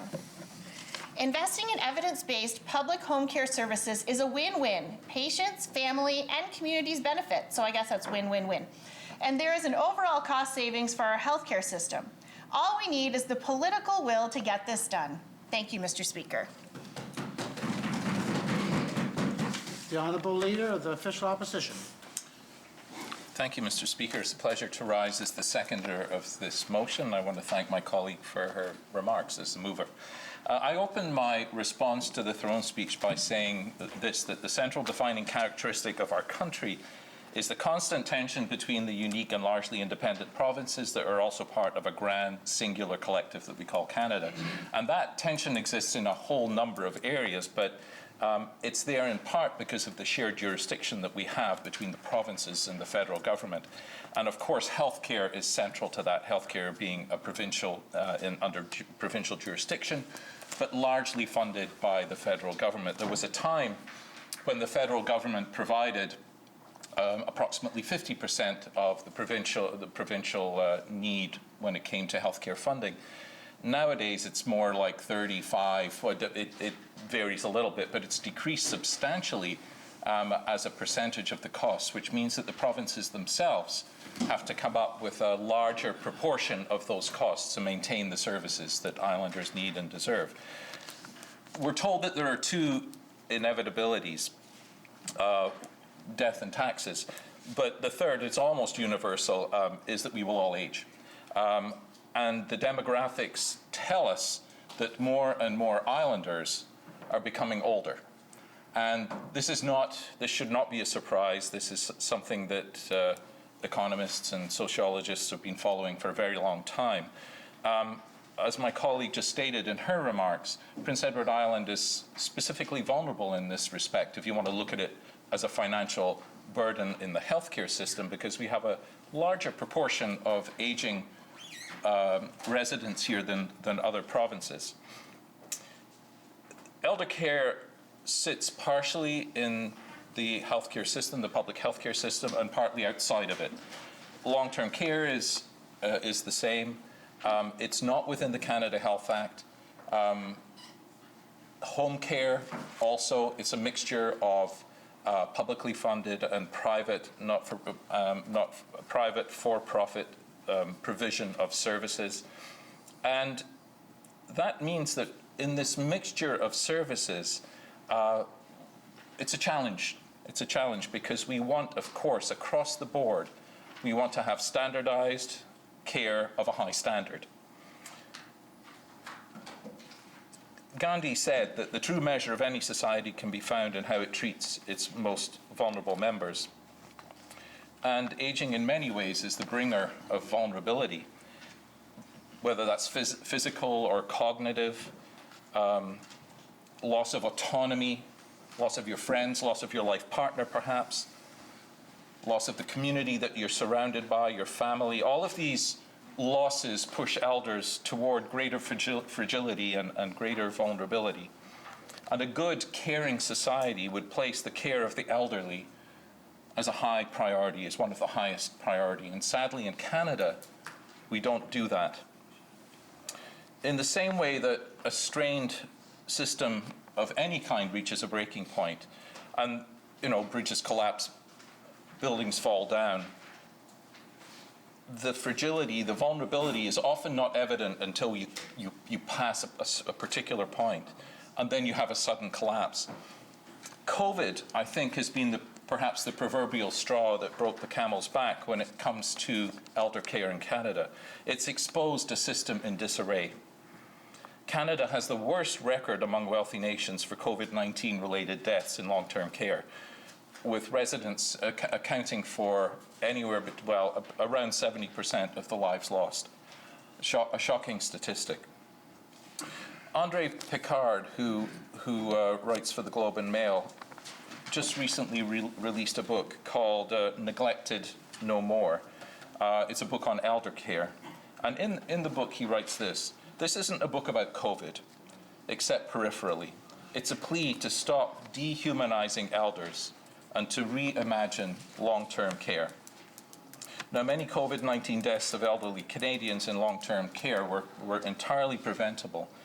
And Picard explains because, and I quote, "Elder care in this country is so disorganized and so poorly regulated, the staffing so inadequate, the infrastructure so outdated, the accountability so non-existent, and ageism so rampant that there seems to be almost no limit to what care homes can get away with.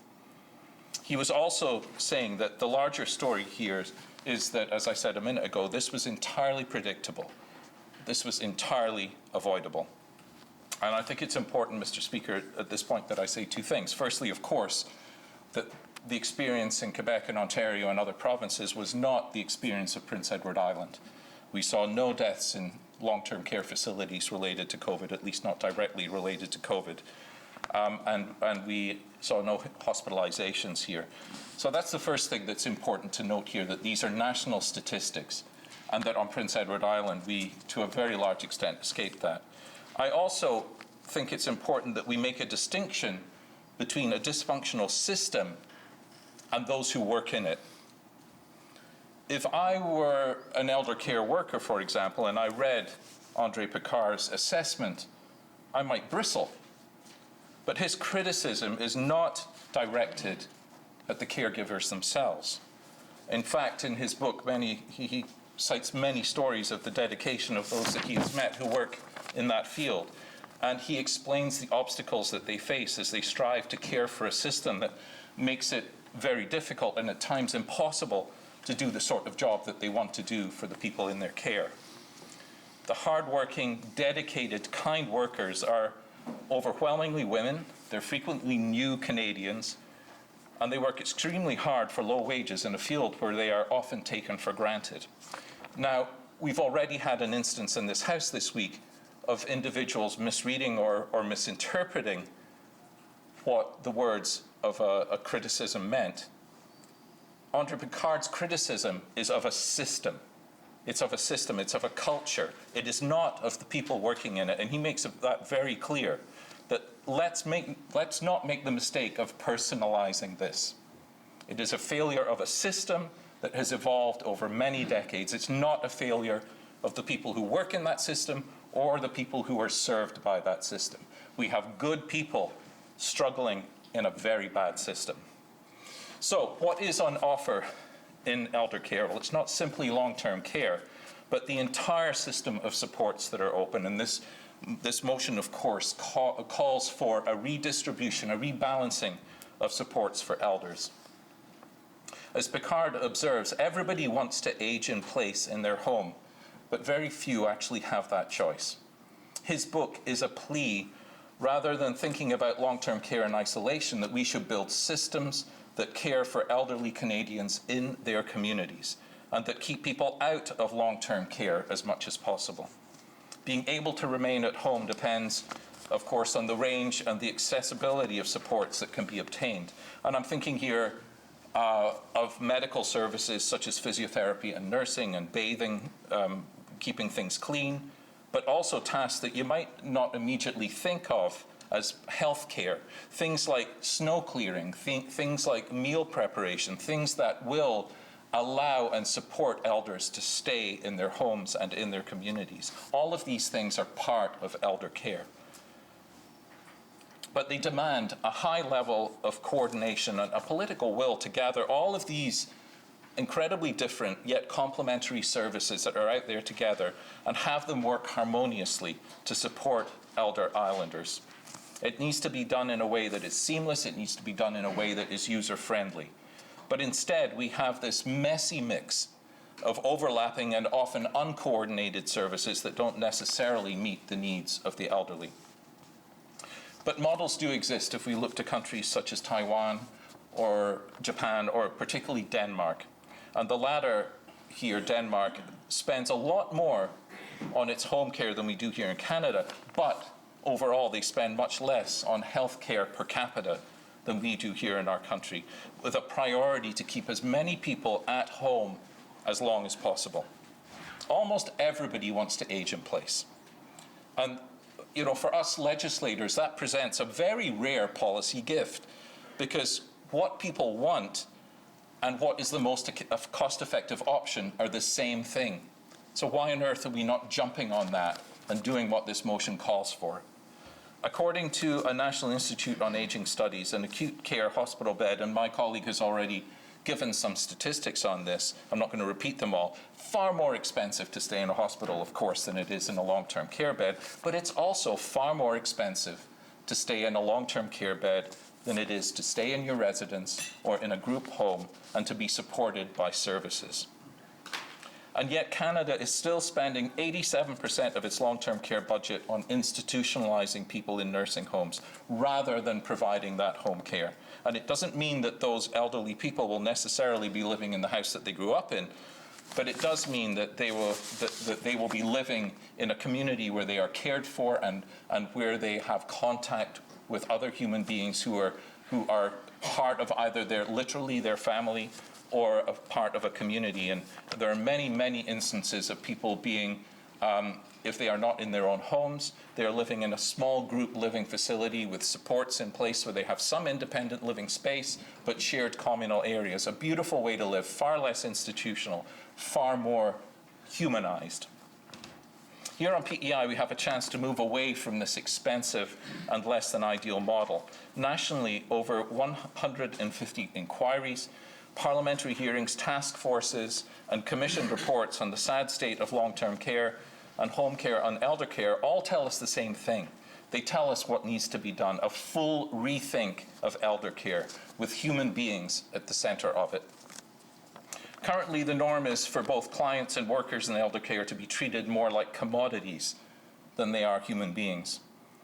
In home care, workers often dash from client to client, and in long-term care, only 30% of the workers there actually have full-time jobs. The remainder are forced to stitch together shifts in often multiple homes to make ends meet, an employment practice, of course, that suits the employers well because they don't have to pay benefits, but it's certainly not the best way for these critical workers to be treated and paid.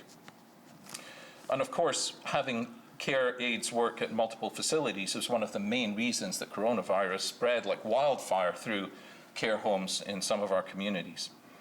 The workers receive so little respect and are paid so poorly that many leave for better jobs.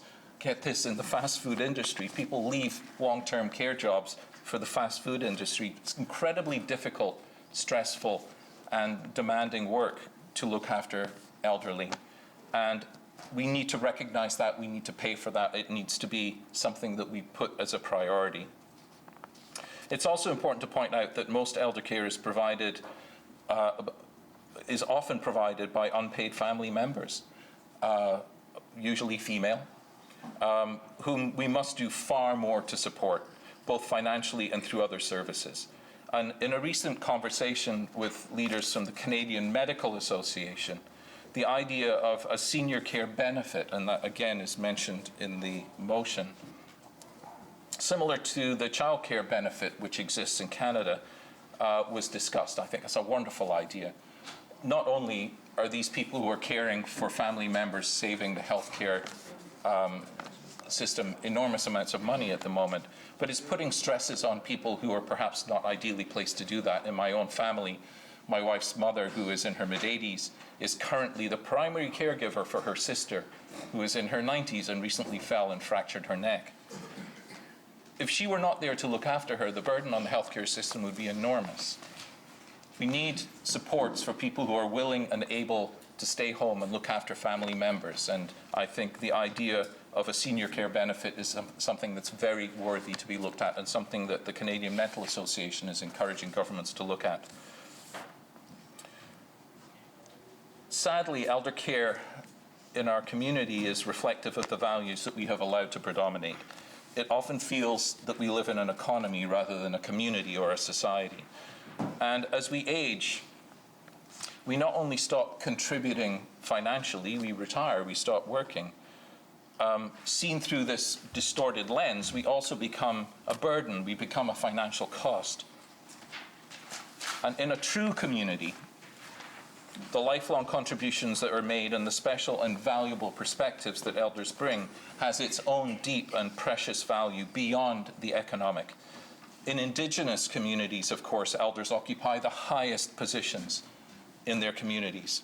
And I think that's one of many things that we could do well to learn from their culture. We need to acknowledge the value, and we need to start treating our elders with the care and respect that a loving society should give them. And that means encouraging them, giving them supports, to stay at home. And that doesn't just mean swapping out long-term care for home care. Those are merely tools. If we swap one out for the other and we build the same framework, informed by the same values, we will not create the changes that we want and that our elders deserve. We need to change our mindset, as Andre Picard puts it. We need to reimagine elder care. Let's imagine something better. Thank you, Mr. Speaker. The Honourable Member from Charlottetown, West Royalty. Thank you, Mr. Speaker. It's a pleasure to rise to this important motion, and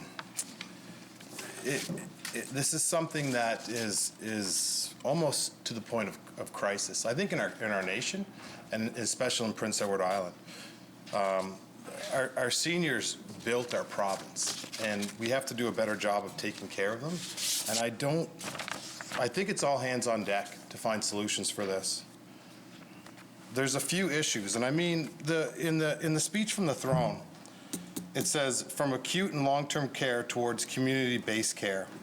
The new model, and they were talking about the new model will enable the delivery of healthcare services to be more efficient, closer to home through medical homes and medical neighborhoods. This is a great concept, but we have to understand that they're mutually exclusive. We have to deal with long-term care. There's some serious issues there, but we also have to expand seniors getting care at home. And it means more of an investment. It means that we have to work together on this, because there's some serious human resource issues in long-term care. You know, I have PE Home in my district.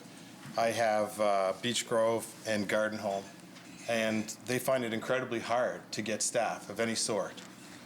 And if we don't put more investments into this, what will happen is those staff will move to the other areas that we're trying to focus on, and would cause an imbalance. We can't shuffle the deck anymore. We have to invest in both these streams. There has been some good things in place, and I do believe aging in place is incredibly important for the future. We have to keep people home. As we talked about today, their 3.5 years in a long-term care to lead our nation is too high. It's too high a stay when people want to stay at home. But what will happen is, here's an example, Mr. Speaker, close to you, just around Little Pond area. Somebody who wants to stay in place, their body's starting to fail, their mind is brilliant, they're at home, their home is not set up, they want to stay there so desperately, but they experience a fall. And that fall sends them into the hospital in Montague. And this happened to a person back in November. And that person cannot go home now, has lost the option. And in the hospital, and she's just awaiting a bed to open up at the manor. So these are the type of things we have to be able to intervene a lot faster. And I think that's why programs that are set up need to be enhanced immediately. We need to really pool our resources and make this better. By 2040, the population of people over 75 will be over 25,000. And you know, you look at some of the stats before, 75-year-olds increased from 9,000 to 15,000 by 2027. Almost 16,000 people. Our province is not ready for such a crisis, and that's a 67% increase. This is what we're facing right now. And when we have things like, when we have programs, and you see it, and this government has seen it with the dementia issues that we have in our province. And with what happened to Unit 9, I'm not sure if there was another choice or not, but we put dementia patients in Unit 9, and then what happened to those patients? I know what happened to those patients, okay? They came to Prince Edward Home, which we're excited to have and take care of in my area and riding. But what happened is that moved the restorative care unit out of Prince Edward Home, and now it's a dementia closed-off wing. Okay, this is a reality. This is what's happened. Prince Edward Home has no more restorative care wing. So it's issues like this that we have COVID put a lens on these issues, and we have to do better. And it will start for the future with home care. And I love this motion because it has to start now. The planning has to start now. Caregivers play a very, very important role in all this. Caregivers are burnt out, especially those ones taking care of dementia patients. We have to do more to support them, and I'm glad this motion addresses that. That is the root, and you see it over and over again. Programs like the Seniors Independence Program. A few years ago, I was able to come and I asked, just like somebody else, just like anybody that can, asked to speak to caucus at the time. And I talked and I brought the Seniors Independence Program to the caucus, to the government at the time. And that was way back a few years ago. And that program's based on Veterans Affairs doing this. Just across the street, we have one of the most successful national headquarters in all of Canada that does stuff like this. We need to start to consult with them about their home care programs, about the programs that they're running, so we can skip some steps and understand what the best people in our nation are doing. So with that being said, I would just, Mr. Speaker, with your indulgence, I would just like to bring an amendment to this motion to help strengthen the motion, I do believe. So I move an amendment to motion number 11 that after the first "therefore be it resolved" clause, the following words be inserted. Therefore be it further resolved that the programs like the Seniors Independence Program be immediately strengthened, especially in the light of the effect of the pandemic. And I have copies, Mr. Speaker. Moved by seconder Sonny Gallant. Leader of the third party. Sorry, Mr. Speaker. Yeah.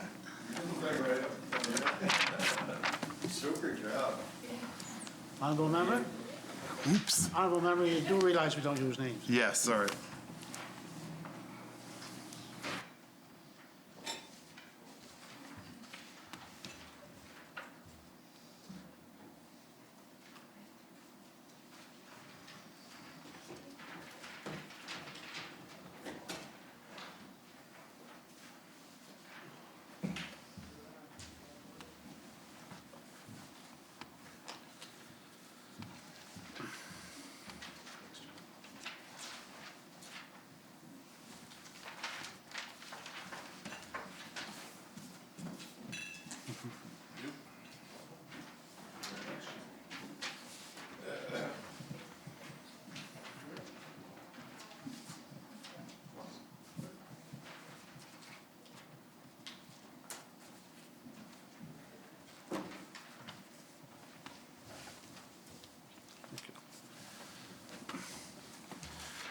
Okay.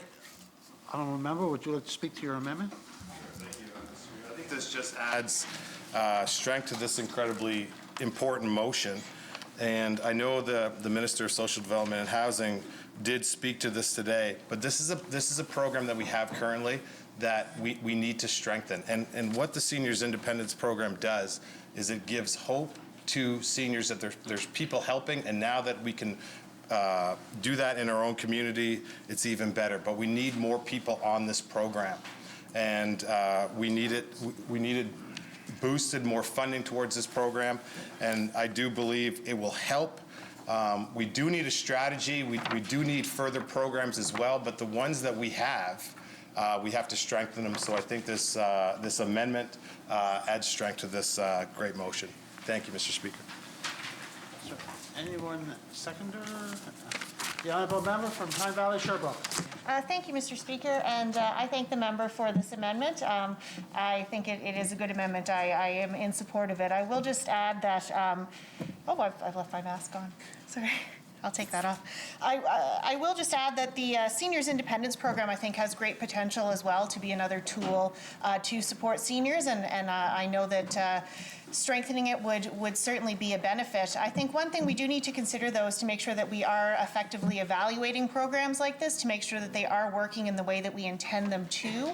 To make sure that this program is accessible for all those who might benefit from it, and that it is sufficient and enough to actually be able to allow seniors who, with just a little bit of additional financial support, might be able to stay in their homes longer and age in place. So that is the only thing I would like to add just in our discussion of this amendment, is that I would like to see a good solid evaluation of the Seniors Independence Program soon to make sure it's working the way it should, but it should be strengthened, absolutely. Thank you.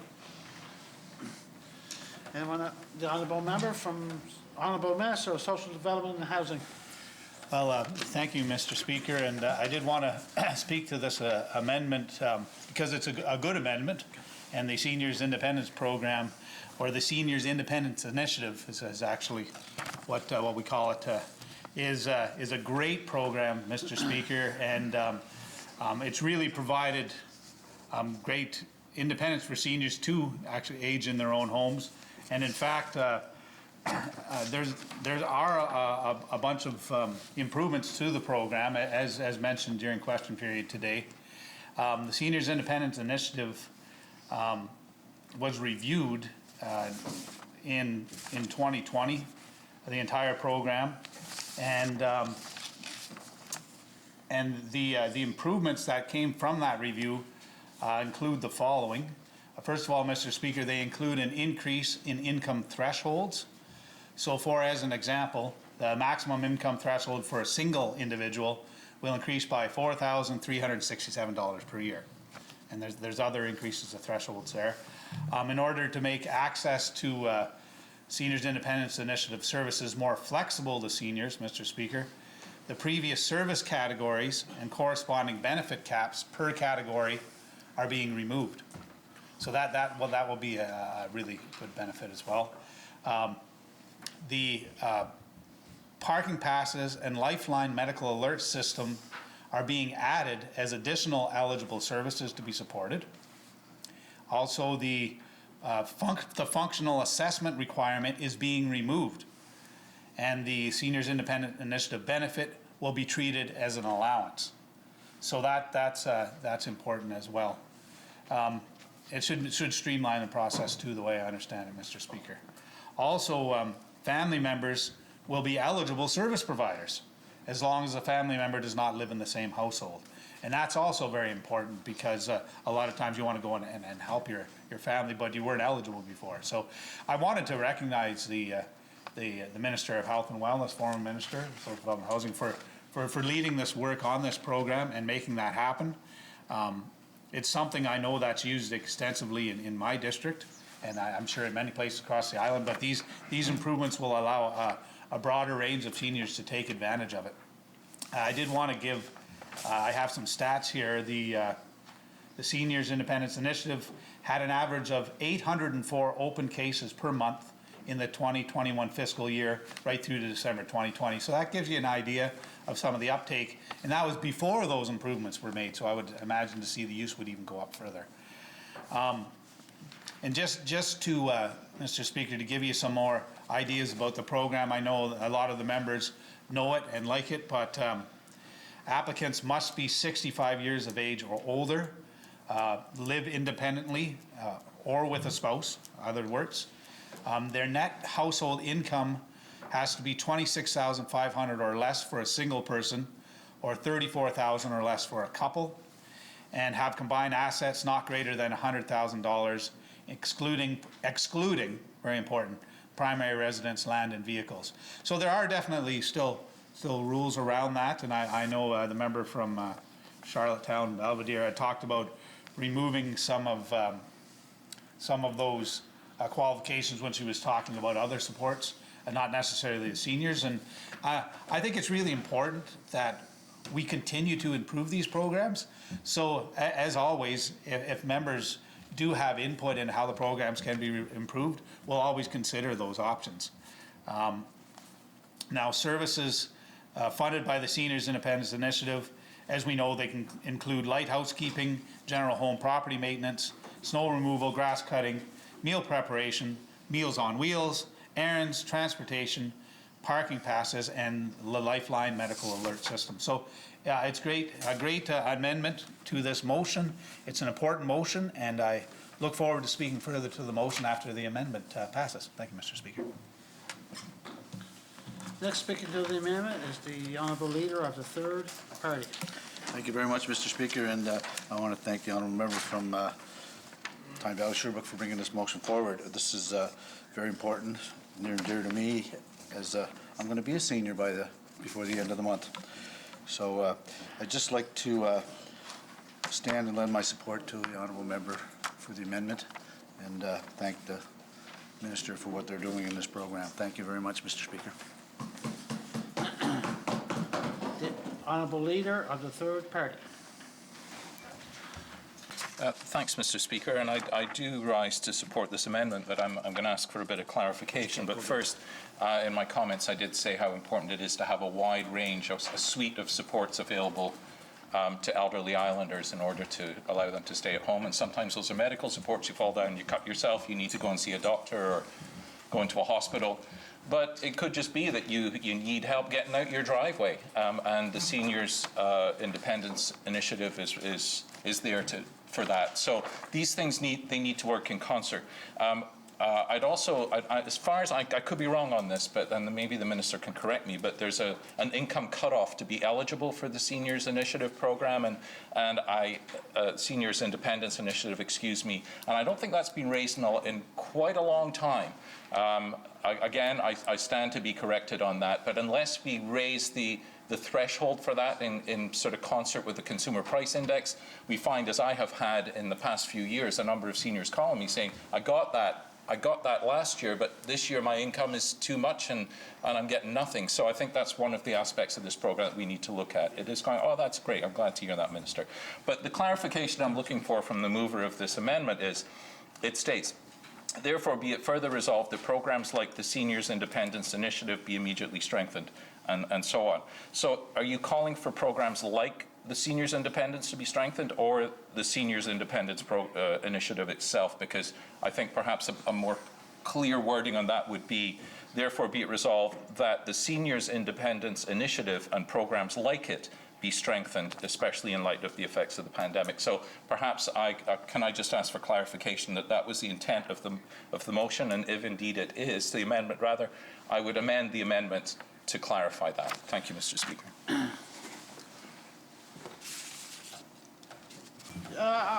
I'll give the clarification. Give clarification.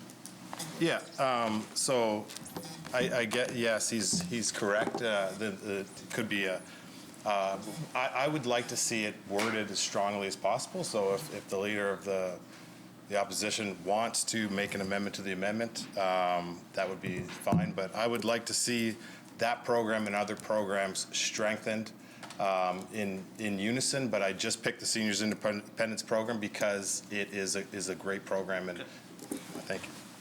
Honourable Leader of the Official Opposition, do you want to make an amendment to the amendment? Speaker, I would. I don't have copies, of course, but can I verbalize that, and maybe the clerk could capture it? Therefore, be it further resolved that the Seniors Independence Initiative, as I now understand it's called, and not that bit, and programs like it be immediately strengthened, especially in light of the effects of the pandemic.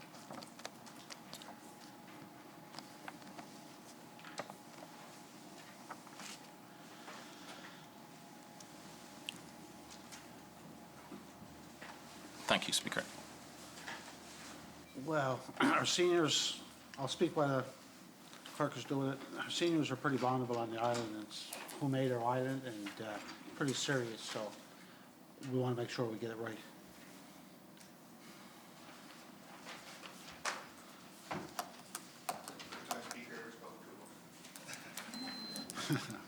Nope.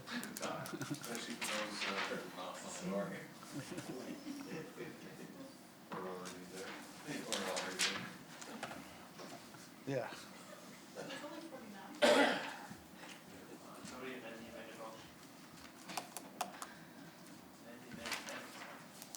Do you need a minute to make copies? Minute.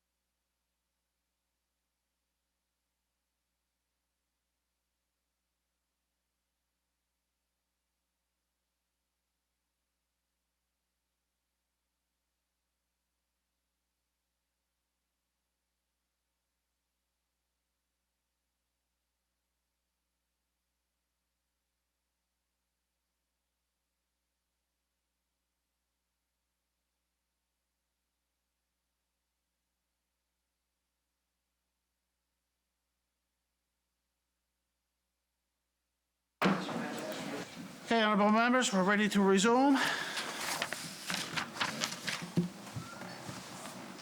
I'll call on the honourable leader of the official opposition for the amendment to the amendment. Thank you, Mr. Speaker. I move, seconded by the member from Summerside South Drive, that the amendment to motion 11 be amended as follows.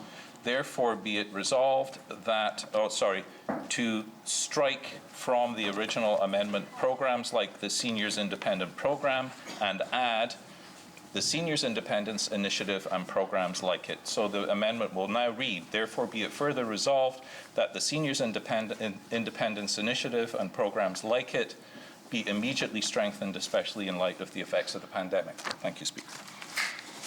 The honourable member from Mermaid Stratford.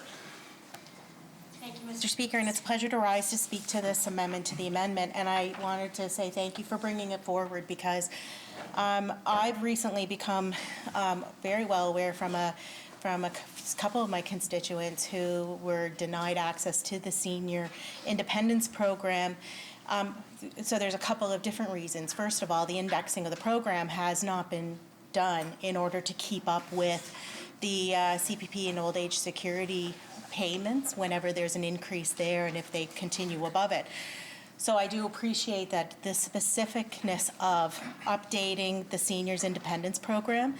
I also had a constituent who the rent subs were being added to his actual income, which meant that he was all of a sudden over the amount that he could get through the Seniors Independence Program. So we dealt with the department, and the former minister can inform the current minister about what happened there. But indeed, the rent supplements were being tagged on to the income of the seniors. And I think it's important to identify that when you see that in the front line, you have to make immediate changes to a program like that. But you also have to recognize what your unintended impacts are when changes are happening.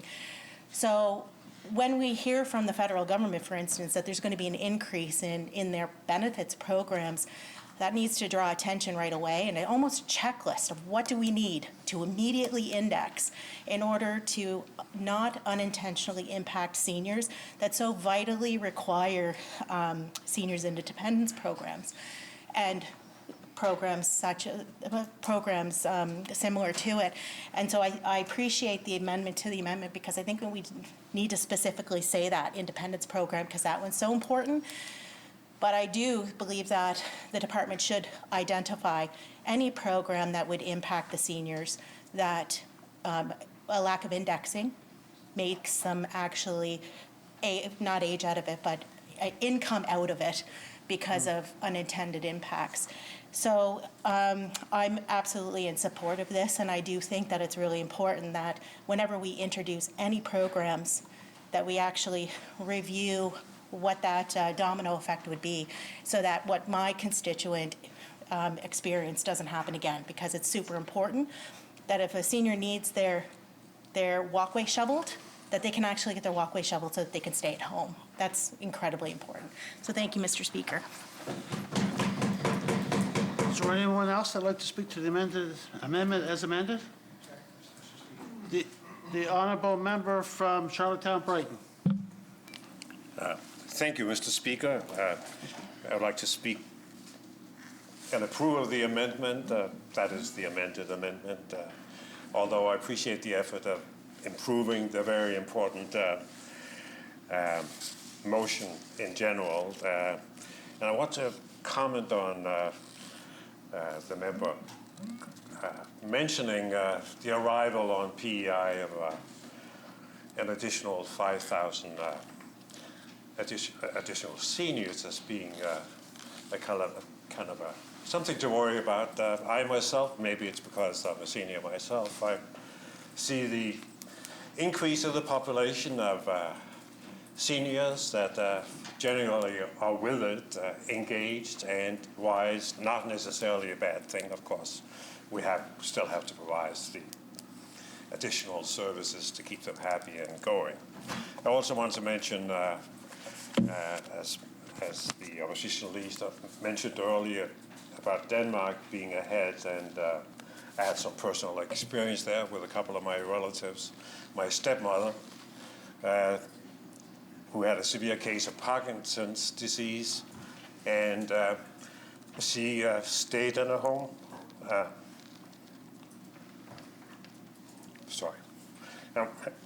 And was looked after by somebody coming like 8 times a day to take her to the bathroom, getting her dressed, getting her fed, putting her to bed again. We need to improve on that kind of thing here. I have a constituent in my district who is severely handicapped, but manages in an amazing way herself. And the only thing she can't do herself is put on her socks. Yet the department will only give her 2 hours a week to put on her socks, and she obviously needs the help every day. It only takes 5 minutes, but that's what she needs. So we need more flexibility locally, and I hope the new programs that are coming will accomplish that.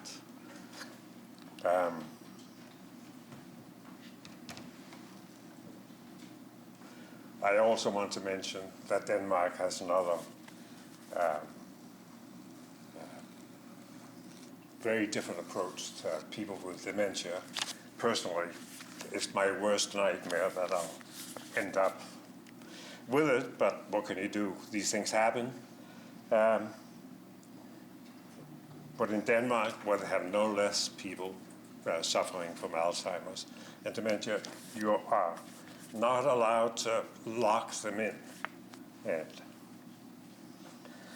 I think we should consider something like this here. I only buy free-range eggs because I don't like the idea of chickens in cages, but nor do I like the idea of locking up people when other technological advances like fencing the grounds or putting a thing on their wrist could do the same thing and give people the ability to roam even if their mind isn't quite with them anymore. I totally support the motion, and thank you again from the member from Tyne Valley Sherbrooke to bringing it forward. Thank you. The Honourable Minister of Social Development and Housing, speaking to the amendment as amended. Thank you, Mr. Speaker. And Mr. Speaker, I just wanted to thank all the members for their passion on this subject and all their ideas. And I know the amendment to the amendment does talk about, other programs. And, I hope that we do add to the programs available and we continue to improve it, especially the member from Charlottetown Brighton. I know this topic is near and dear to his heart, so I wanted to thank him for his passion in this area and his questions earlier today in question period and all of his input. But when we're talking about other programs, Mr. Speaker, and I have to be a little careful here because I like to talk about ideas here in the House and exchange with the other members. But as Minister of Social Development and Housing, I want to be clear, this is in no way a promise to roll out a program or a direction to the department to do anything. But I have been talking with the great folks who work in the department in this area, and they are open to lots of things. And one of the things I mentioned earlier today was this idea of an alternative currency, and I know I got some strange looks over there, and I wanted to expand on that right now because that's a sort of other program. And like tomorrow's news. In Japan, they have something they call them. It's a sectoral currency. It's caring relationship tickets. I don't know how to pronounce it. It's Furei Kapu. Anyway, it was created in 1995 so that people could earn credits helping seniors in their community. And I just wanted to talk a little bit about that, just so you're aware of it. So the basic unit of account is an hour of service to an elderly person. So sometimes the seniors help each other and earn the credits. But at other times, family members in other communities can earn the credits and transfer them to their parents who live elsewhere. So it's not just limited to one group. And my understanding is particularly helpful in communities where people don't have a lot of money, but they have a lot of time, right? And I know in my district that actually describes some of the communities. So for example, you might have an elderly woman who no longer has a driver's license, and if you shop for her, you get credit for that based on the kind of service that you've done, what kind of shopping, and the number of hours. And these credits accumulate, Mr. Speaker, and users may keep them for when they become sick or elderly themselves, and then use the credits in exchange for services. Alternatively, the users may transfer credits to someone else. And this was interesting, Mr. Speaker. A surprising part of the project was that the seniors tended to prefer the services provided by people paid in this caring currency, this furiai kepu, over those that were actually paid in real money, like in this case yen in Japan. So, and the speculation is this was due to the personal connection.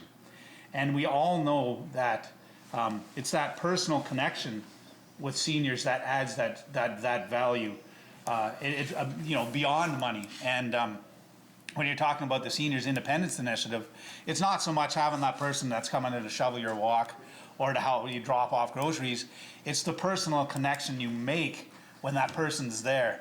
That's helping out the senior who may be lonely or just need that personal interaction, and they know that people care. So that was really interesting in this case, that people preferred those that were coming to help and paying them in these caring relationship tickets over paying them in real money. So anyway, I just wanted to bring that up, but I wanted to encourage members to think outside the box. Let's leave no stone unturned. Let's really make every effort to help our seniors on this front. Thank you, Mr. Speaker. The Honourable Member from Summerside South Drive. Here, I'll be brief because I would love to see this come to a vote and pass. But I just wanted to stand up and say that there's a lot of constituents, a lot of seniors in my district, a lot of constituents in my district are seniors. And one of the things I heard loud and clear when I went door to door was they'd prefer not to be in the housing situation they were in. They would have much preferred to stay at home. And one person was still at home but taking care of his wife who had special needs that he had to take care of. So anytime he had to leave, home care had to come and help him. And the programs were there, but his opinion was they just needed to be strengthened. They weren't there enough. Sometimes people would be late arriving, and it would make him late for his doctor's appointments. And it just has a trickle-out effect into the lives of those around our seniors as well. So I'd just like to say that I fully support this motion as amended. Thank you. Honourable members, anyone else like to speak to the amended as amended? If not, I'll call a question. All those in favour of the amendment as amended, say yea. Yay.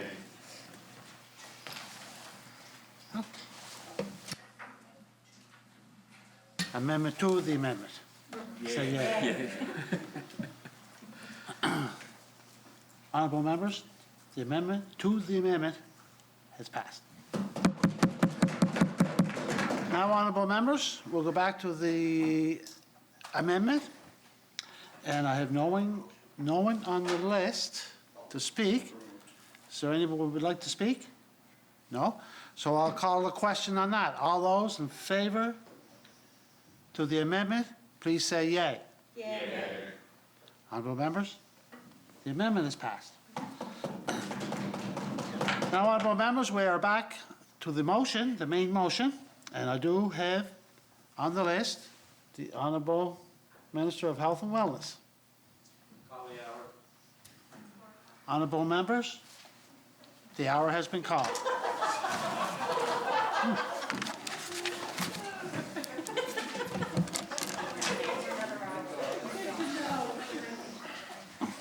The Honourable Member from Montague, Donagh, and the Government House Leader.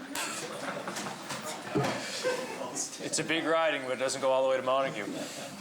Thank you, Mr. Speaker. I move, seconded by the Minister of Environment, Energy and Climate Action, that this House adjourn until Friday, March 5th at 10 o'clock in the a.m. Yes. Shall I carry?